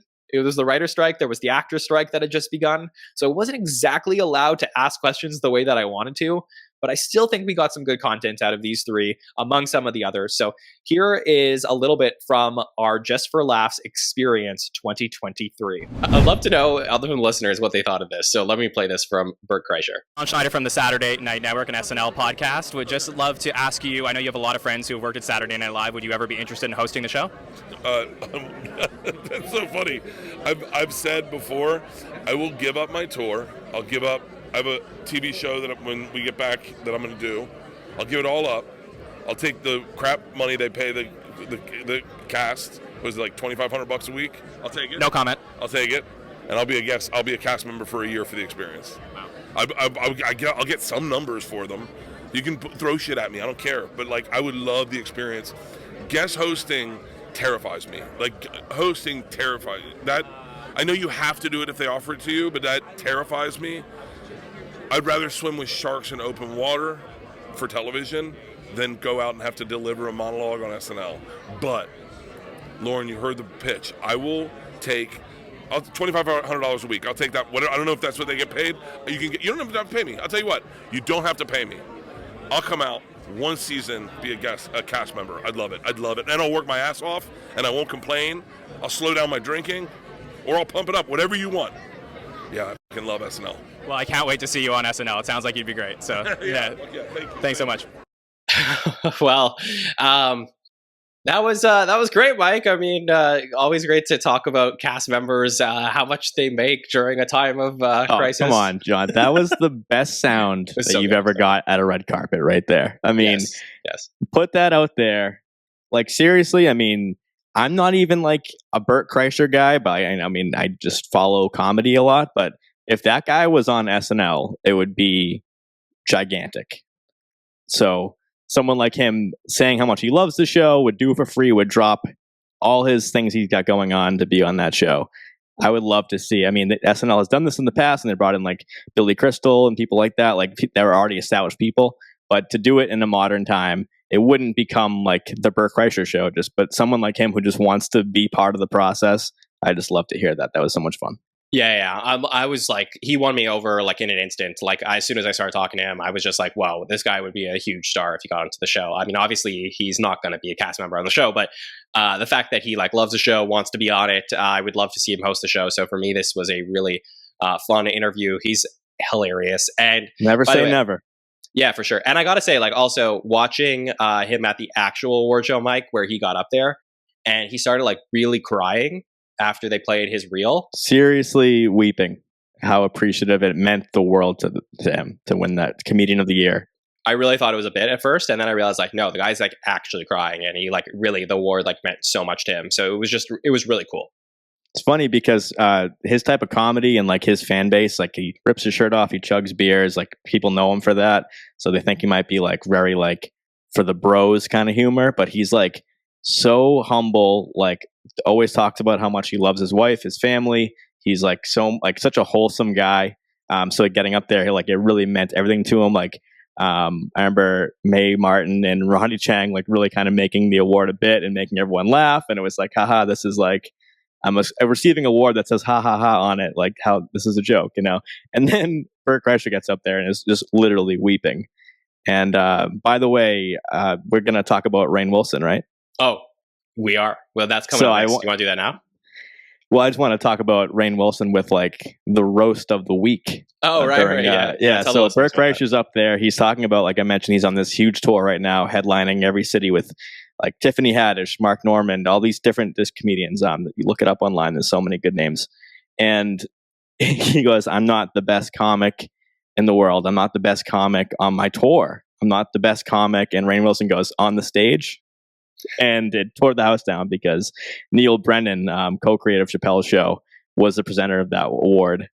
So he was on stage with one other comic, and Rainn Wilson just had the roast of the week right there, which is unreal. So funny. Yeah, the timing on Rainn Wilson is unbelievable. So Rainn Wilson hosted Saturday Night Live back in season 32 of the show. You may know him as Dwight Schrute from The Office. Obviously, most people know him for that incredible role. But I remember and love his episode of Saturday Night Live, season 32, episode 14. I really feel like this is like I have very fond memories for season 32. I feel like SNL was like, starting to get on all cylinders. And there were so many fun sketches from that episode, including a monologue where everybody was playing. All the cast members were playing different Office characters. There's a really fun song memory sketch, which is one of like my all-time favorite recurring sketches. Trying to just look through some of the other sketches from that night, but pre-tape with the quick cuts in the boardroom. That was Rainn Wilson, right? With Arcade Fire, like cut human resources, like that one. I remember that so well. Yeah, that actually might be Colin Jost's first appearance on SNL, if I remember that correctly. Yeah, I think it is. Yeah, that is, it's a really fun episode to go back to. So yeah, we got to talk to him very briefly. They told us like only like, they made like us have like a media scrum because he was in a rush to get into the theater.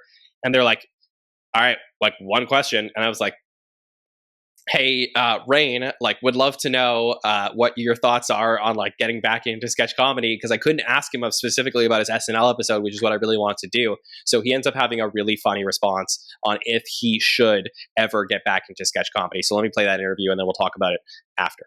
Hey, Rainn, Jon Schneider from the Saturday Night Network. I just wanted to know about, you've done some sketch comedy in the past, specifically, in sketch comedy shows that are online on TV. And I just want to know if you'd ever be interested in doing some more sketch comedy in the future.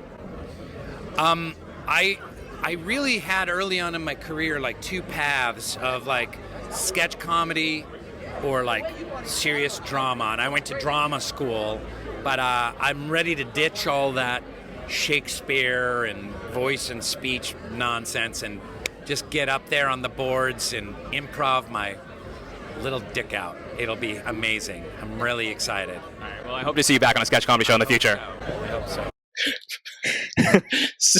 So look, don't get me wrong. Bert Kreischer, great guy. Would love to see him host SNL. I have to think that the best soundbite we got from the episode, from that entire run, was Rainn Wilson saying he's going to sketch comedy his little dick out. Improvise, yeah.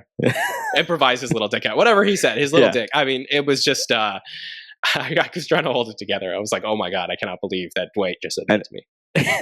Exactly. And also Oscar from The Office was there too. That is true. He presented Rainn with his award, the Comedy Impact Award, for his work outside of comedy. Yeah, so cool. A lot of friends of mine were like, that is unreal. So it was very cool. I wish I really could have got into him about his episode and just didn't get that opportunity. But I was told, hey, you can't do it, except I really tried with Quinta Brunson, because obviously her episode was this year. She's nominated for an Emmy for her episode. So it's like her and Pedro Pascal. She's right in front of me. She's one of the biggest stars in the world on a great show, Abbott Elementary. And I'm like, I have to ask her about her SNL experience. So I sort of just went for it. Least amount of screen time for a host this season, Quinta Brunson, nominated for an Emmy. So that says a lot about how awesome she is. Yeah, she won Comedy Person of the Year, and we got to talk to her briefly. So it is my honor to introduce my conversation with Quinta Brunson. Here we go. Hi, Quinta. Congratulations on winning Comedy Person of the Year this year. I know you got back into sketch comedy earlier in the year, so that is your background. What did it mean to you to do so much sketch comedy and have that opportunity again this year? Oh, like with History of the World? Oh, Saturday Night Live. Yeah. Oh my God, you guys. Yeah. That was incredible. Saturday Night Live was my dream come true, the time of my life. I still can't believe I did it and had such a good time. Like you said, those are my roots, so it was really great to play with all of those guys. And I don't know, they're people I admire who I just think people don't know how hard it is to do good sketch, especially at the rate that they do it. I was just honored to be a part of it. It felt good. It felt like a return to my roots. And congratulations on the Emmy nomination. That must mean a lot. So great to meet you. Thank you. Thank you, Quinta. Yeah, she's so cool.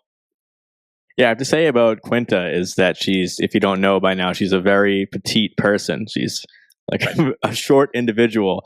But when she walks up, she has like big celebrity energy. Did you feel that? Oh, for sure. Yeah, because we had talked to people, who are arguably as famous or more famous, or around the festival and stuff. And when she approached us, I was like, "Oh shit, this person's like, she's a big star." Just had that like charisma and that like vibe. There you go. Those are our interviews from Just for Laughs. So thanks again for Mike for all of his help with those interviews. And just really cool to get to talk to Quinta Brunson and Rainn Wilson and Bert Kreischer and some of the other people. Looking forward to seeing who we are going to be talking to next year at Just for Laughs. So, yeah, I mean, the summer was an interesting time here at the podcast. It was the first time in the history of the podcast where I really didn't know what the future of SNL looked like. I didn't know if we were going to be coming back in the fall or not. So I was trying to figure out what to do with all the content. We mentioned that we covered Bupkis. We did some coverage of the season 3 of I Think You Should Leave. If you love that show, you can go back and check that out. We did a couple more SNL stories. We spoke to Connie Crawford, who was one of the candidates in season 3 back in 1977. SNL ran a contest for just regular folks. If they wanted to host the show, they could apply to host the show. And Connie Crawford was one of 5 finalists who got to appear on Saturday Night Live to be voted on by the public to see if she would host the show. So we got to talk to her. Oz Rodriguez is one of the great directors in the history of Saturday Night Live. We had a great conversation with him about his time at the show, some of the sketches he produced and directed, and his new movie that was coming out at the time. So that was really great. We also had a point counterpoint debate show with Andrew Dick and TJ. That was fun. We did an amazing impression countdown with our patrons where we talked through the top 20 SNL impressions of all time. So that was really fun as well. And all those things were happening throughout the summer. And then we finally got to October where we found out the strike was over, SNL was returning, and it was time to get back to some Saturday Night Live coverage. And every year we kick off our season with a cast draft where we are going to draft every cast member to be on our teams. And the winning team is the pair of cast members that we have who are in the most sketches in the season. So we got together a bunch of SNL personalities from the SNN to talk through the new cast that was here for season 49 and draft them. So we had Bill and Sammy and Haskell and Haynes, TJ, Amanda, and Zoe Walker joined us on this show. And there are a couple great moments from this episode that I wanted to show you, including some really interesting back and forth between Andrew Haskell and Thomas Senna, as well as Amanda telling us some really interesting moments from her recent birthday at Michael Che's house. So check out this cast draft that we had before season 49 on October 12th, 2023. Wow, I can't believe this person's still on the board. This is actually rather easy for me. And I still have tons of stock in this person. And probably because he has a similar sense of humor to mine. I love his offbeat sense of humor. And he might have slipped because he has a niche kind of sense of humor and might not be in a ton of sketches. But I think 13 is really good value. I'm going with my guy, Andrew Dismukes. I think he's going to be like the 10-1 king. I think he'll probably, in a lot of the sketches that he's in, he'll probably be featured. So I don't think he'll be like the background person necessarily. But this is great value, and I think he's such a talented writer that I think he can claw his way to where it's like great value for me. And he and Ego on my team, I feel really confident. I have a rooting interest in Andrew anyway because, like I said, tons of stock in his sense of humor and his. I just think he's. I always thought he was part of the future of SNL, but his humor might be too niche. But at 13, I'm so confident in Andrew Smukes. Yeah, this is a good pick. I mean, I think this is probably the right place to land Andrew, who ended up finishing 13th overall in sketch appearances last year. He was shut out 2 episodes though, and there were episodes where he was in 7 sketches, like completely dominated the night, like that Michael B. Jordan week. He just completely took over the show, and then he would go weeks where he wouldn't appear as much. And that's the big thing. Like for my pick at Punkie and your pick with Andrew Dismukes, Thomas, like do they in year number 4 at the show take a major step up? Because Haskell, you had both of them on your team last year, and that was the disappointment, which was they were really more featured players than repertory players. So I'm curious, what do you think? Like, was this the right spot for Thomas to pull the trigger on Andrew Dismukes? Tuna. Your nickname, by the way, is Tuna. What? Yeah, for both of you, listen, good value, right? You got the 13th ranked guy. Pick 13. It's good. It's good value. It's not great value. You got him at End the of right discussion. spot. Next pick, Don't, Amanda. Don't talk over me, though, rookie. Okay. So, but my only thing is, and it goes for both of your like picks. 2 years. Is I know, rookie. What the hell? Thank you, TJ. First draft. Everything that you're saying, though I'd love to agree with it, is the same thing that now listen, I made the big mistake and took him in the first round last year, but it's the same feeling that I had last year. Everything you're saying, he's going to dominate 10-1. He's got this weird sense of humor that he can build off of. My worry is he is a host specific cast member. If he vibes with the host, it's boom. If he doesn't, it might be the biggest bust on the cast. So listen, at this point in the draft, right, with what's left on the board, I probably would have taken him too. But it's a real boomer bust cast member at this point. Okay, that's fair. And that's why I probably wouldn't have taken him where you took him last year. All right. I love that take, Haskell. I've never thought about that. I really hate to see all this, Andrew versus Andrewness coming from Haskell. You gotta support your own. Yeah, I'm sorry. I'm channeling the the spirit of Haynes.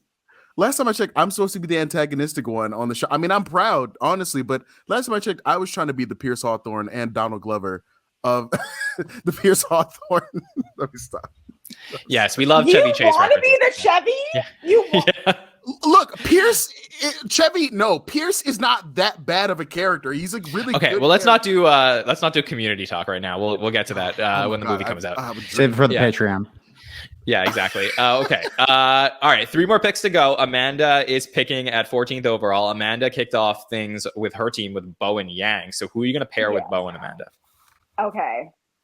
So I'm going to talk this through because a part of me wants to go with Molly because I think they are very talented. And I also think with what's happening in American politics and Dianne Feinstein passing away, Katie is a natural fill-in to play Katie Porter and her dry erase boards and do that whole thing. And that's going to be a whole thing in, American politics. So of course it begets that, but I also want the status of double points. And I cannot believe, I'm so upset. I can't believe I'm going to do this. This is the only time I will ever pick Colin Jost or Michael Trey. This is the only time. I'm so upset about it. I have never been on this podcast. I've never been ashamed about how I feel about those two. But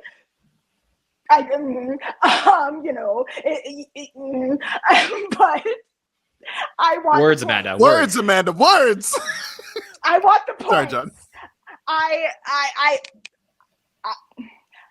There's my feelings about those two are personal feelings aside. I like winning. Also, I'm muting myself because Alexis. Okay. She's done. But yes, I'm choosing those two because I want the points. I want to win. I'm here to win. Okay. And I feel like Michael we're, like, Che, stay out of my DMs. I feel like we're watching a reality show. Wait, whoa. Pause the podcast. Wait. Hey, yo, what? I'm on Raya. Do you not realize I see? Also, by the way, John, did you tell everyone what happened? My birthday party was at Kenan Thompson's house this year, by the way. But I did not tell everybody what happened, especially on the podcast, Amanda, while we are live to all the listeners. No, John, we want to hear this. Everyone Save it for the Patreon. Patreon. Save it for the Patreon. I'll have a whole Patreon. Patreon.com/the SN on there. Here. The theme was a night of 1,000 Amandas. Everyone to come dressed up like me. So it wasn't about him. It was about me. It's not me. But anyway, I'm picking Colin and Michael by their first names because I want the points, not as a personal measure. And I'm going to forget this ever happened. Thank you. This is like the best reality show talking head I've ever seen. And I'm watching like a lot of 90 Day Fiance right now. This is topping it. Well done. Well done. What? All right, I like TV. All right. Like well done, Amanda. Okay, so this is a really interesting pick. We're doing something different this year where we're allowing somebody to pick Colin Jost and Michael Che as a duo. What this means is that every single time Weekend Update goes on and they're on screen, you get 2 points instead of 1. If Colin Jost or Michael Che appear in a pre-tape, for example, which they both did last year, they both appeared one other time. I think actually Colin Jost was in a sketch with Cecily's Goodbye. Michael Che was in a pre-tape. So they, those points will count too for Amanda. But basically, her team is Colin Jost, Michael Che, and Bowen Yang. So she has all three of them on the board. And if you add up their individual points, they actually come before Molly. If you add them up both together, they come before Molly. So technically, yes, I think this is a safe, on a purely just gameplay measure, slay. Go. Yeah. Bill, what do you think about this move here for Amanda to go with Jost and Che at this point in the draft? It's a brilliant move, but I have so many questions. Like, I don't even know where to start here. Like, I've been on with Amanda a few times. I've never heard this hatred for Che and Jost. I need to hear more about this at some point. But that's what you want to hear about right now? No. Like, I need to hear about the party too, obviously. But I'm really good at I'm really good at PRing and making, because I truly thought I'd been very, very blatant and open about it. Yeah, I had no idea. But Amanda Mitchell, one of the most fascinating people I have ever met. So happy to have her on the show with us. All right, well, season 49 kicked off with host Pete Davidson and musical guest Ice Spice. I know a lot of people in the podcast, chat told us that they didn't love this episode, but I just got to be honest. I had a lot of fun with Pete Davidson returning to the show. He almost had an episode that was going to air in May before the strike ended. So we almost got him. We almost got Kieran Culkin back. We almost had Jennifer Coolidge. And yeah, Pete Davidson hosts the premiere of Saturday Night Live season 49. And I thought that this was really fun when we got a sketch towards the end of the night called Glamgina. And yeah, if you don't remember, maybe this was in our best of from 2022 or 2021. We had a lot of fun Pete Davidson clips from the podcast because Pete is hilarious and has so much that you can make fun of. So for me to have Pete back at the show, I thought it was a good opportunity to do some of that. So on our premiere hot take show, which is always one of our biggest podcasts of the year, we had Victoria, Bill, and TJ join us that night. And we got to talk about Pete and Glamgina. So here we go. Let's talk about Glamgina. Is it Roger in the chat says Glamgina, but is it which one is it? Victoria? Gina. Okay. All right. Gina. Roger, what are you doing to me? It's 2:30 in the morning. All right. So we get Sarah at the gynecologist, who of course, Pete knows his way around there. And he's what did you just say? that casting made total sense, right? And just all the women of SNL keep popping up to talk about the new feminine products. So Victoria, what do you think of this sketch? Give me a damn minute, John.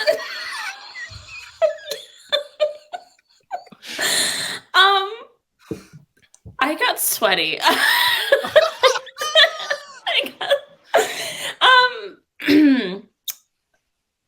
Yeah. Come back to Did you like the sketch? Come back to me. Okay, TJ. Well, John, what was the damn question? What did you think of Glamgina? Oh, okay. All right. I'm not the product, by the way, the sketch. Yeah. I don't know. I knew Sarah Sherman was up to something. I knew Sarah Sherman was up to something. The minute you open the sketch with Sarah Sherman in stirrups, something's gonna happen. I don't know, but something is about to happen. But I thought that this was probably my last pickup of the night of enjoying this sketch. I do wish it hit harder for me, but I did enjoy it. Like I thought like Sarah seemed like she was having so much fun just delivering the lines, and like it's honestly the whole cast, especially when Punkie showed up with some lays in her hands, like and like Chloe sorry, I guess we should call her Trost. Yeah, Trost showing up for like I think that's what we're gonna call her from now on, right? Like Trost and Chloe was already there first. Yeah, but Trost showing up for like a hot second, I was like, oh, that's nice to see her like actually like speaking a little bit more and like it's a focus on her. But like yeah, I thought it was really silly and like there's something so Sarah has this like spark in her eye when she gets to deliver lines like that gleefully. It's like it's a spark that's filled in darkness, but it's really fun and I really like it. And so yeah, I thought it was a good time. Bill, what did you think of this? We can now confirm on this here podcast that Pete is dating Sarah's vagina. No other part of her. Just no. Jesus, I don't think he kissed that. Yo, hey, John. Don't call it that. It's a vagina, sir. It's not a that. No, this mostly worked for me. This is what we want this time of night. We get this, and then the upcoming sketch with the Smukes, like getting the back-to-back kooks on the show is exactly what we've been clamoring for. Yes, but no, I love all the pop-ups. Like TJ said, like that's the best part of this, where all of a sudden you don't know where they're going to come from next, and Punkie showing up with the damn bag of chips was just so damn funny. So good. By the way, she does that. She actually does that. Like that's a real thing. Like she'll walk around and do stuff like that. So that was so funny. Have you been to the gynecologist with Punkie, John? Are you not at the gynecologist, but maybe one day. Victoria, what did you think? You could get together your thoughts and tell us what you thought of it. No, because I was never given a chance to gather my thoughts with the commentary of the three of you. As the only woman on this. Hey, I said ladies first. I handed off the sketch off to you. I didn't book the show, so I'm just here. Put some respect on our glam Chinas. No, it was my favorite part is the commentary here of the sketch.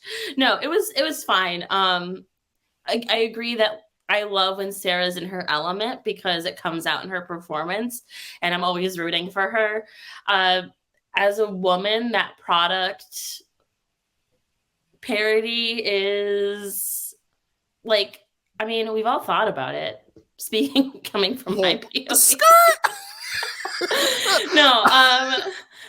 No, but it's funny because I think it's making fun of the expectations society has put on women to be beautiful literally everywhere, and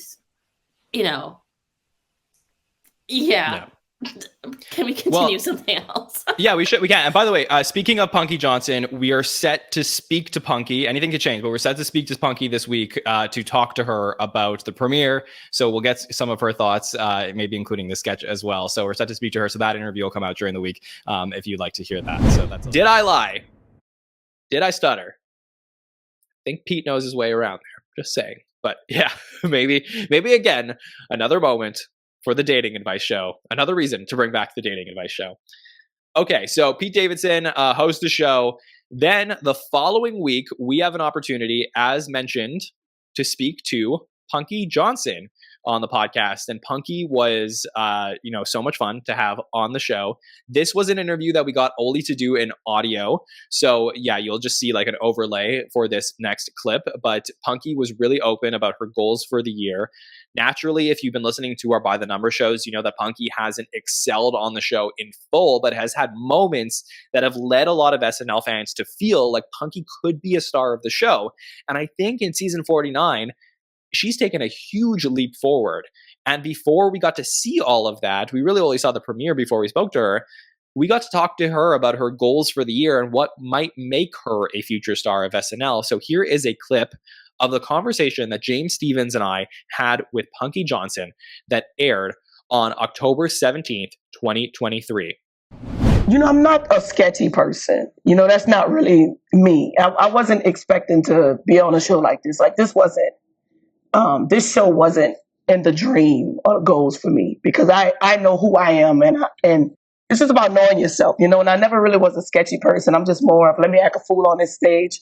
So it's a very hard transition for me, honestly. And as you can imagine, but I'm not charactery. So this year, I really want to dig deep into some characters, and I got some writers that's going to help me flush out some things and just like really help me get into the rhythm of really submitting to what the show truly is. You know what I'm saying? It's character sketch.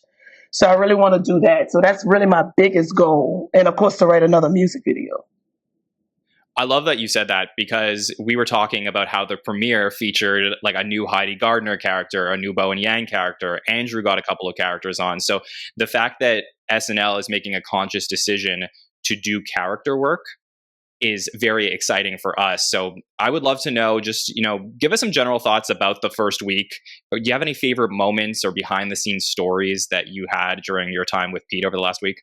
I think one of my favorite moments was just when I did his video and I got to like pretend to just shit on him, I guess.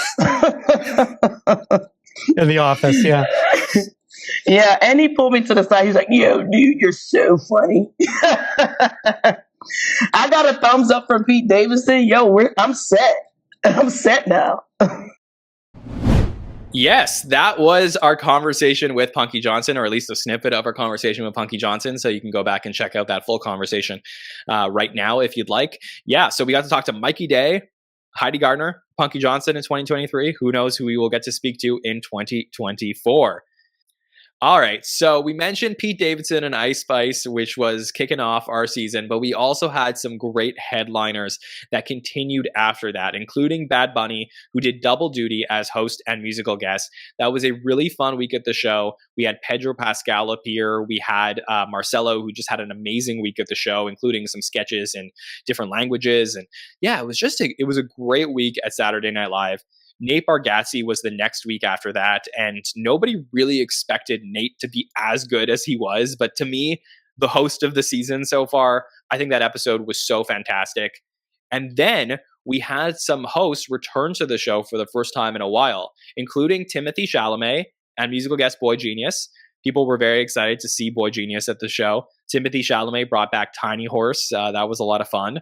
Then we had Jason Momoa return to the show with musical guest Tate McRae. And yeah, Jason Momoa, just, an interesting guy. Really, you know what you're going to get with Jason. But I just thought that, he had the opportunity to do some really cool things. And we got some good sketches that night. So those were our November episodes. We then get to December, our final 3 episodes of the year, where we're going to have some guests that are going to come in, which are big name guests, including Emma Stone, Noah Kahan, Adam Driver, and Olivia Rodrigo, Kate McKinnon, and Billie Eilish. And, people were very excited for these people to headline the show. Emma Stone joining the 5 Timers Club. That was a big deal. Adam Driver hosting for the 4th time. So we had some really fun moments from those episodes. I do want to take you to our Kate McKinnon Roundtable next, where, we were very excited to wrap up the year. And I thought we had a fascinating discussion on season 49A and all of the moments from the season with Kirsten Rayala, Rich Tackenberg, and TJ Randolph. It was a really long roundtable, but I think it was one of our best of the season so far. And there was this moment where, one of the recurring themes that we have here with TJ is that he tends to, have some blind spots when it comes to pop culture and other things.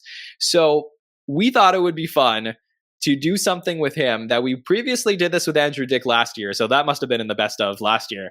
But we did something fun with TJ that you could play along at home whenever TJ doesn't remember something. So here is our clip from December 18th, 2023, the Kate McKinnon Billie Eilish Roundtable. Yes, and by the way, on the bingo card of things that TJ didn't know much about, I didn't think we were going to be getting into his thoughts on tampons tonight, but just it was a sketch called Tampon Farm, like. Yes, but by the way, just in case for any of the listeners who did want to follow along at home to talk about TJ's thoughts on things he doesn't know, I'm just going to bring it up on screen. So you do have the bingo card that was created for all of you. So here's the TJ Randolph bingo card. with all the different potential categories of things that he may not know. So if he can fit tampon into one of these, then Hold on. there we go. So I'm sorry. Hold Yeah. on. You need to send it to me. I need Yes. to take a picture of that. I'll my send it God. to you. I'll send it to you after the show. But just for anyone who wants to screen cap it, in 2024 we're going to do some fun TJ Randolph bingo. Mark Fantastic. TJ does not know what. I need to see something this. Oh my gosh. Can you read out a few of the things here Sure. for the listener? Fictional characters. Of course, you know your center square has to be white sitcom, as we discussed. So yeah, here we go. All the SNN panelists you've never heard of. Wait, hold on. So- This is a list of things, 25 things TJ Randolph doesn't know. I know plenty of white sitcoms. Apparently not, but yeah. Thanks to intern Matt on that one. Let us know if you ever get bingo. I'm sure TJ and I would love to know that. So yeah, really fun clip from that roundtable. And we had a lot of great moments in the fall. I just wanted to pick and choose a few because they're more recent that you may have missed. Because I know a lot of our clips are from the beginning of the year that were fun to look back on, and some of these were more recent. But yeah, I mean, there were a few moments from the fall that I really enjoyed as well that I wanted to make sure we included here. And yeah, I've been really happy with our schedule so far in the fall here on the podcast. Hot take shows, roundtables, we continued that. By the Numbers was something, in season 48, we decided to move that to a weekly show. I am so thankful to Victoria Franzo, who joined Mike Murray each week on the By the Number shows in the fall to co-host with him. They had a lot of fun banter together, so I suggest you go back and check out some of those shows. Victoria will definitely be joining Mike in the future, so looking forward to listening to those shows in season 49B at some point. But one of the other things we were doing in the fall was a podcast series that we weren't sure if that was going to be our only gig in the fall, because we weren't sure if SNL was coming back. Like maybe it would only start in January and maybe we wouldn't be talking about season 49. So we decided to finally pull the trigger on the top 50 cast members of all time. Back in September, we posted a poll on all social platforms to our patrons on Reddit and SNL Facebook groups and stuff about asking everybody who you think the top 50 SNL cast members of all time are. We compiled the results, and then for 15 weeks, we counted down and revealed members of the top 50 greatest cast members of all time. And I have to say, one of the most meaningful podcasts I think that I've done since we started the SNN. I love Saturday Night Live. I love Saturday Night Live history. There's always a little bit of a tightrope to walk, which is like we do current day SNL coverage. How do we cover old stuff from the show while keeping it like in the modern tense, if that makes sense? So I was like, there've been lists, especially like, those Rolling Stone lists back in SNL 40, but how do we cover it now to make it more modern and a better list? And I think we did a pretty good job with it, going through all of that. So that was a podcast that many of our patrons joined us on. So thanks to all of our patrons for that. And then we had our final reveal a couple weeks back where we revealed the top 3 cast members of all time. So look, if you haven't checked out that countdown and you don't want to be spoiled, feel free to skip ahead a few minutes, go to the next clip, because I want you to enjoy this as it goes. But I thought that this was a really fun moment from our final reveal where we did have Andrew Haskell and Bill Kenny join us on the top 3 SNL cast members of all time show that aired on December 21st, 2023. We didn't tell Bill and Haskell who the top 2 cast members were before the show. So we revealed number 3, and then when I revealed number 2, in turn that revealed number 1. So on that show, you're going to get to see from this clip me revealing the top 2 cast members of all time, and then Haskell giving a really impassioned pitch of why the number 2 cast member should be the number 1 cast member. I thought it was fascinating discussion. That whole series was really great, and I'm excited for you to listen to just a snippet of it. So here we go from December 21st, the shortest day of the year, 2023. All right, that closes the book on our talk about Phil Hartman for now. So we will get to the number 2 greatest cast member of all time. Let me put this to you both. Now that you know that Phil came in 3rd, who do you think is coming in 2nd? Bill, what do you think now? I don't know if I can guess now because I'm completely shocked that one person is above him. So I'll stick with my original, thinking that it's going to be Will in number 1 and Bill in number 2 now. Haskell, any changes? What do you think is coming up next? Yeah, I think it's Bill Hader next. Okay, let's get to it. Let's talk about the number 2 cast member as voted by you, the fans, in SNL history. What a cast member this was. So many great moments to talk about. Here we go. Number 2 on the list, which in turn will reveal who the number 1 cast member is as voted by you. We will get to number 1 when we do. Let's talk about this guy here at number 2, the one, the only, Will Ferrell here at number 2 as voted by the fans. 7 seasons on Saturday Night Live, 1995 to 2002. 136 episodes at the show, 27th all time, 772 episodes, 10th all time. I mean, Will Ferrell, to me, there's a lot of people, someone we talked about last week, like Eddie, there's a lot of people who you can put into the category as somebody who saved the show. I believe that Will Ferrell is at the top of the list of people who saved Saturday Night Live. The work that he did on the show changed the game. There is a specific stat that people talk about in sports called wins above replacement, WAR. I think Will Ferrell has the greatest WAR in SNL history. Before he is on the show is suffering. When he leaves the show suffers. And there's no bigger impact, I think, that one person has on an individual episode or season than a guy like Will Ferrell, who dominates all aspects of the show. He is like a 5-tool player that you would describe in sports. He has every accolade you could put into an SNL cast member potentially. So, Haskell, what do you think? Will Ferrell here, number 2. Listen, we know who number 1's going to be, and number 1 might be my personal favorite, but we might have gotten it wrong. Will Ferrell is the greatest cast member in SNL history. He's the biggest star the show has ever made. Outside, Sandler and Eddie Murphy might be right there, but Will Ferrell's the biggest star the show ever made. On top of that, he's the biggest star the show ever had at the time. He was huge, and this is the difference between Will Ferrell and Phil Hartman for me. Okay, when we went through Phil Hartman's greatest sketches, greatest moments, there was some really funny sketches. But if I went to a group of people and I said, hey, Ronald Reagan impression or Bill Clinton goes here, whatever, right? People might remember it. If I walk into a group of 1,000 Americans and I start saying Celebrity Jeopardy, Cowbell, the cheerleaders, George W. Bush at the debates, it doesn't matter if you watched SNL ever, if you watched weekly, it doesn't matter. They know those sketches. Those are iconic moments in the show. When you list it up, there's a sports talk radio in Boston. There's a lot of talk about Hall of Fame talk for baseball and football. And one of the local sports guys talks about, if I decide if somebody's in the Hall of Fame, I decide, can you tell the story of the MLB without this player? Can you tell the story of the NFL without this player? Not only can you, obviously you can't tell the story of SNL without Will Ferrell. He's in the top 3. If you don't tell the story of Will Ferrell, you miss some of the top 5 most iconic moments in the history of the show.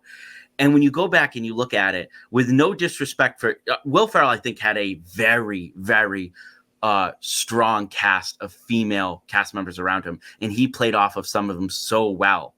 I think in terms of the male cast members he had around him, it wasn't the strongest you've ever seen. It's not as strong as what number 1 had, and it's not as strong as what Phil Hartman had. He was a rock star. If you talked about, Phil Hartman was, the Chicago Bulls, or he was Babe Ruth, you're looking at Tom Brady right here. You're looking at the greatest of all time.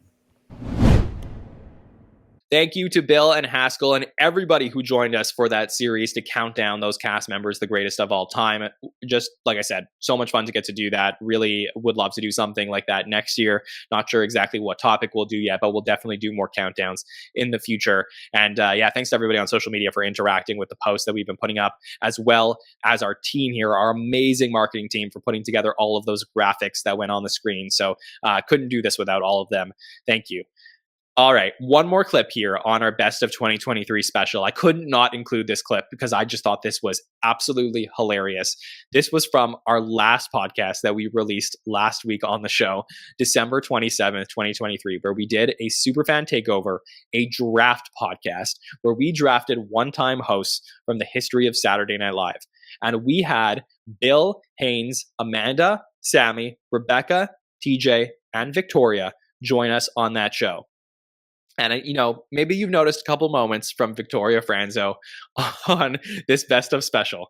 But this moment here was so hilarious to me. I keep thinking about how funny it was. Second round of the draft, I believe. We're on the way back to Victoria. She drafts Ryan Reynolds. And I'm like, okay, let me go. I always go to like one other person, like give me your color commentary on, what you think of this cast, this person being drafted. Okay, so I go to Amanda Mitchell. Amanda, what do you think about Ryan Reynolds being drafted to Victoria? And she throws something out there that I thought was so funny. Not the actual thing was funny, but Victoria's reaction was so funny. And then the group had such a good time teasing Victoria about this. So you got to check this out. This is a clip from our previous podcast on December 27th, 2023. All right, Victoria, you kicked off your draft with picking MJ 6 overall. Where are you going to go next? I was going to choose Adam Sandler, but that's fine. Enjoy. Can I jump in for 1 second here? Because that is who I was talking about when I was debating between Will Forte and Adam Sandler. That's who I was debating between. And it was actually Sammy's comment that just brought out like the coach, mentor, teacher like vibe that I'm like that type of person that I was like, you know what? Let's get the most out of Will. Let's get the most out of Will. So like that was what gave you Adam Sandler there. And honestly, Will Forte as a coach is maybe the best character in SNL history. So great job. Victoria, over to you. Okay, so again, I'm a little overwhelmed by this list, and I'm trying to think here. So you mentioned Taylor Swift, and this person is a buddy. And I actually think they would be great as host and then Taylor Swift as musical guest. And that would be Ryan Reynolds. I think he's fun. We can do like a fun Mint Mobile commercial. Those commercials are everywhere. He's not using Mint Mobile. I know. No, but I've heard great things about Mint Mobile. I've heard it's popping. So yeah, I think that there's something there. Everyone thinks he's attractive, which and I think maybe with Taylor Swift, since they're pals, it could be a good duo. Yeah, absolutely. Yeah. So yeah, Ryan Reynolds, part of that like dinner crew, I believe that they all hang out together. Amanda, what do you think of the Ryan Reynolds pick? So Ryan Reynolds coming back to host for the second time. His first time hosting was October 3rd, 2009, season 35, episode 2. So actually pretty close to when Taylor did host the show 3 episodes earlier. And he hosted with musical guest Lady Gaga. So what do you think, Amanda? Wow. What a time to be alive that episode was. Wow. Was that Lady? I'm assuming that was Gaga's first time out. I would rather. Can we get? Anyway, sorry, I got distracted. That was Lady Gaga's first time as musical guest on Saturday Night Live. I love Stephanie Germanotta more than a lot of things. So this is a great pick. I think he's perfectly suited in the second round because I don't think people would pick him in the first. But I think he's a solid dude. People trust him. They know him. Some people like him. And some people like his wife. I mean, he also got married on a plantation, but that's in the past, as was the plantation. You know what? So and slavery. Yeah, very that. So we're supposed to forget about it, remember? And and he's Canadian. So honestly, I'm going to be pro this selection on Jon's behalf because we have almost no Canadian representation. Don't associate me with him now. I know. You Jon pulls out a Mint Mobile phone. I said, I was like, I'm coming. I'm just going to see how I can transition this. You're getting married soon, right, Jon? Yes. No. Yes. Ryan Reynolds is officiating because all the Canadians know each other. Obviously, you just ripped my heart out, Amanda. Now I don't want to be associated with that. It's fine. I think Ryan Reynolds is a perfectly suitable person. He owns Did he a know it was team. a plantation? Right. He's like Straightman's catnip. Yeah, they always know. Knew. They always know. They definitely knew, and it took him almost a decade to apologize for it, even though we were called out for it all the time. So can I change? Because I don't want to be associated No, with you cannot. You have to I've said I forgive. I forgive. I'm Please, a like, woman no- capable of forgiveness. Also, I'm So, sure that many of the white people on this list have done some racist shit. Like, look, Amanda and I are here. We're fine. We're moving on. Like, our memories are long. We never forget. But yo, that's true. I know that's right. but Victoria's actually, gonna look up no. every single pick and be like, plantation question mark. So it's still racist. First of all, I have to do this for my job. Legitimately, I have to do it all the time. Like X person controversy. So, but I'm reading I think Poor he Victoria. is a perfectly affable, agreeable, sustainable comedic actor who absolutely surrounds himself with people who are funnier than he is. Sustainable, like he's energy saving. there's no other SNN podcaster who you could have given so much anxiety to the way that you just did with Victoria. Like, she's just like a complete. Well, I knocked over my ring light in the process, so that's what I get for hating. So, it's an appropriate thing to hate. It's not. All right. Well, let's. Slavery? I do not condemn. You don't condemn or condone? Wait, you don't condone. Yeah. Wait, no, I don't condone plantations, weddings. Victoria on them. is fine. You're fine. Victoria's like, I'm not going to sit here and condemn plantations. Like, Amanda are like, can you believe the views? Can I get my pick, please? All right. Well, okay. So let's keep I'm going very with upset. TJ. Victoria's team. I'm is currently, sorry, I didn't do it on purpose. Okay, it's okay. It's okay. Victoria proudly picks Michael Jordan and Ryan Reynolds. TJ, over to you. You picked Donald Glover. Who are you going to pick at pick number 12? There's going to be a lot of great people that I want that are going to get picked, but I'm going to go for what I feel like is a very. Oh, I don't care. Like, I'll deal with it. I like, honestly, if like Dave Chappelle was on this list, I would pick him too. Like, I don't care. But I'm going to pick somebody that is very lovable and somebody I've been rewatching. I said what I said. I said exactly what I said. But I'm somebody that is I've been rewatching a lot right now, and if I'm being honest, somebody that he was close to recently passed, and it was very sad to hear about this. And that has nothing to do with him hosting, but he's a wonderful person. He's musical. He had a long running sitcom on NBC and Fox. And I cannot believe that you, as he would say, Jags, would let this man float on by. I'm going to pick Andy Samberg to come on in and host another episode of Saturday Night Live. I cannot believe you morons let me get like a former cast member. Andy Samberg, let alone it be Andy. The fact that he's only hosted once is honestly like insane, right? Like that. It's not just me. I know he's cameoed. He did a cameo for Natalie Portman's episode. I think in 2018 was the last time we saw him on the show. But Andy Samberg is wonderful, and I've just been rewatching Brooklyn Nine-Nine after the very sad passing of Andre Braugher. Very, very sad passing. And just I've loved Andy from The Lonely Island to Pop Star to Brooklyn Nine-Nine to Palm Springs on Hulu. By the way, great movie if you have like good Groundhog Day reboot. But just shout out to Andy Samberg. So he's gonna be my second pick.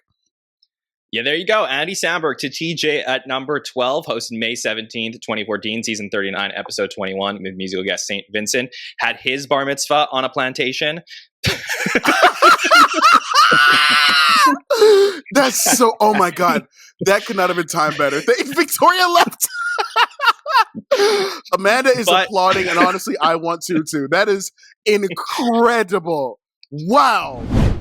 Thank you for the applause. Yeah, we had some fun here on the show. So thank you to everybody for joining us on that draft podcast. Love doing those drafts every year. So appreciate all of our friends, all the podcasters for joining us. And yeah, I mean that does it. That was our best of 2023 special.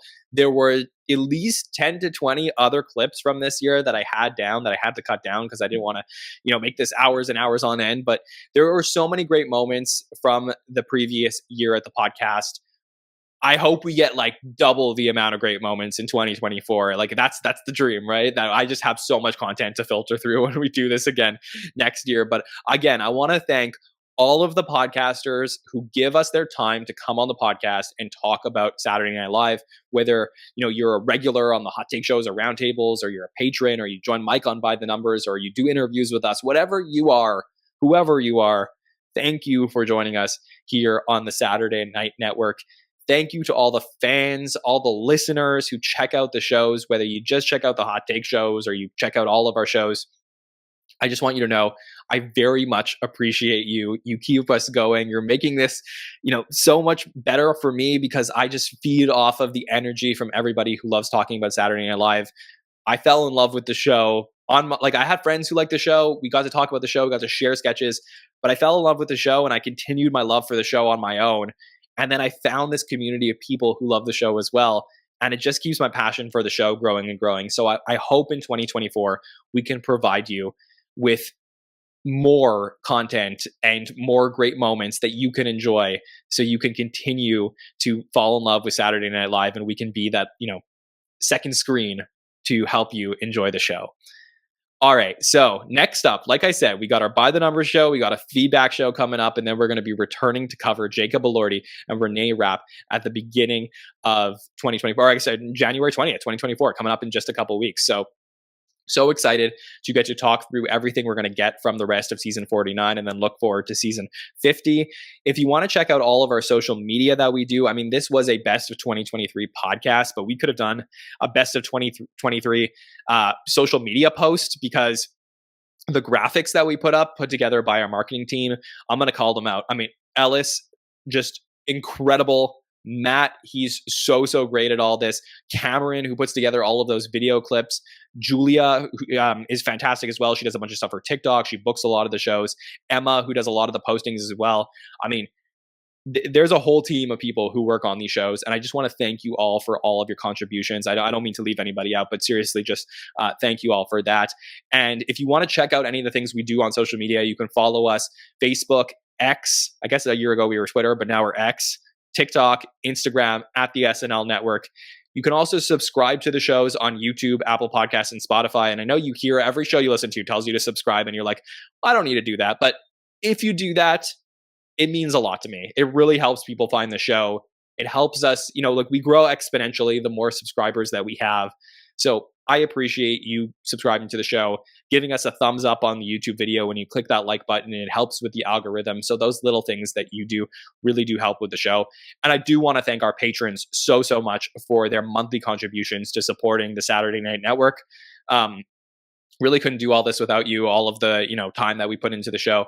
It really helps us with everything. So thank you so much for all of your support, and looking forward to continuing to reward our patrons in 2024 with some great perks as well. So you can always find our Patreon at patreon.com/the SNL Network, which, by the way, we have been doing an exclusive show just for patrons in the fall this year in 2023. So if you want to see some more content from us, like let's say you checked out all this content, you didn't get enough, you can get some more by going to patreon.com/the SNL Network, because we are going to be releasing once a week a show just for patrons, breaking down a sketch even further. And you can also join us podcast on some of the shows by becoming a patron. We're going to put out forms for joining us for our next feedback show, which will take place a week from Monday night. On behalf of everyone at the Saturday Night Network, my name is Jon Schneider from the SNN. We want to wish you a very happy new year and a wonderful 2024. We will leave you now with some fun bonus clips from this fall that you may or may not have seen yet. So enjoy. We will see you next time, everybody. Have a good one. If you haven't seen it yet, make sure you go see the new PDD movie available now on Peacock. But here's some ramen fever as we get PDD coming back for them hanging out in the office, and they're just starving. So they decide they're going to order some ramen or ramen, however you pronounce it. Ramen? And, Raymond? What? Everybody loves Raymond? What? That actually might be a Canadian thing, but you blame everything on Canada. You're like South Park. Raymond 2, classic platformer. Love that game. I kind of liked it. There were things that worked for me here. I'm sorry, guys. I disagree. I think there's things that worked here. I'm always up for a good cucking. I think that. I think John, you were way funnier than this episode has been. Thank you. Speak my truth, Ken. Thank you. I agree. Well, honestly, let's keep going. Let's talk about what's in the Clin. This is a Chloe and Heidi sketch where they're making bad-looking pottery. And Emma Stone does come in as Cody, where she makes a replica of her mother's vagina. And they do the thing where they pretend to like her stuff, the same thing that other people were doing to them. And it's really just like a pottery show. So, Bill, would love to know your thoughts on what's in the Clin. Wait, did you just say Clin? Like, is Yeah, this I was wondering if we're letting this go. Kiln. It's Kiln. I never heard. This is the Raymond Ramen thing all over again, John. See, in Canada, it's Clin, but in America, It is it's not. Kiln. So you guys, it's you guys not. keep confusing me. Yeah, It is not Clin in Canada. All right, what's in the kiln, Bill?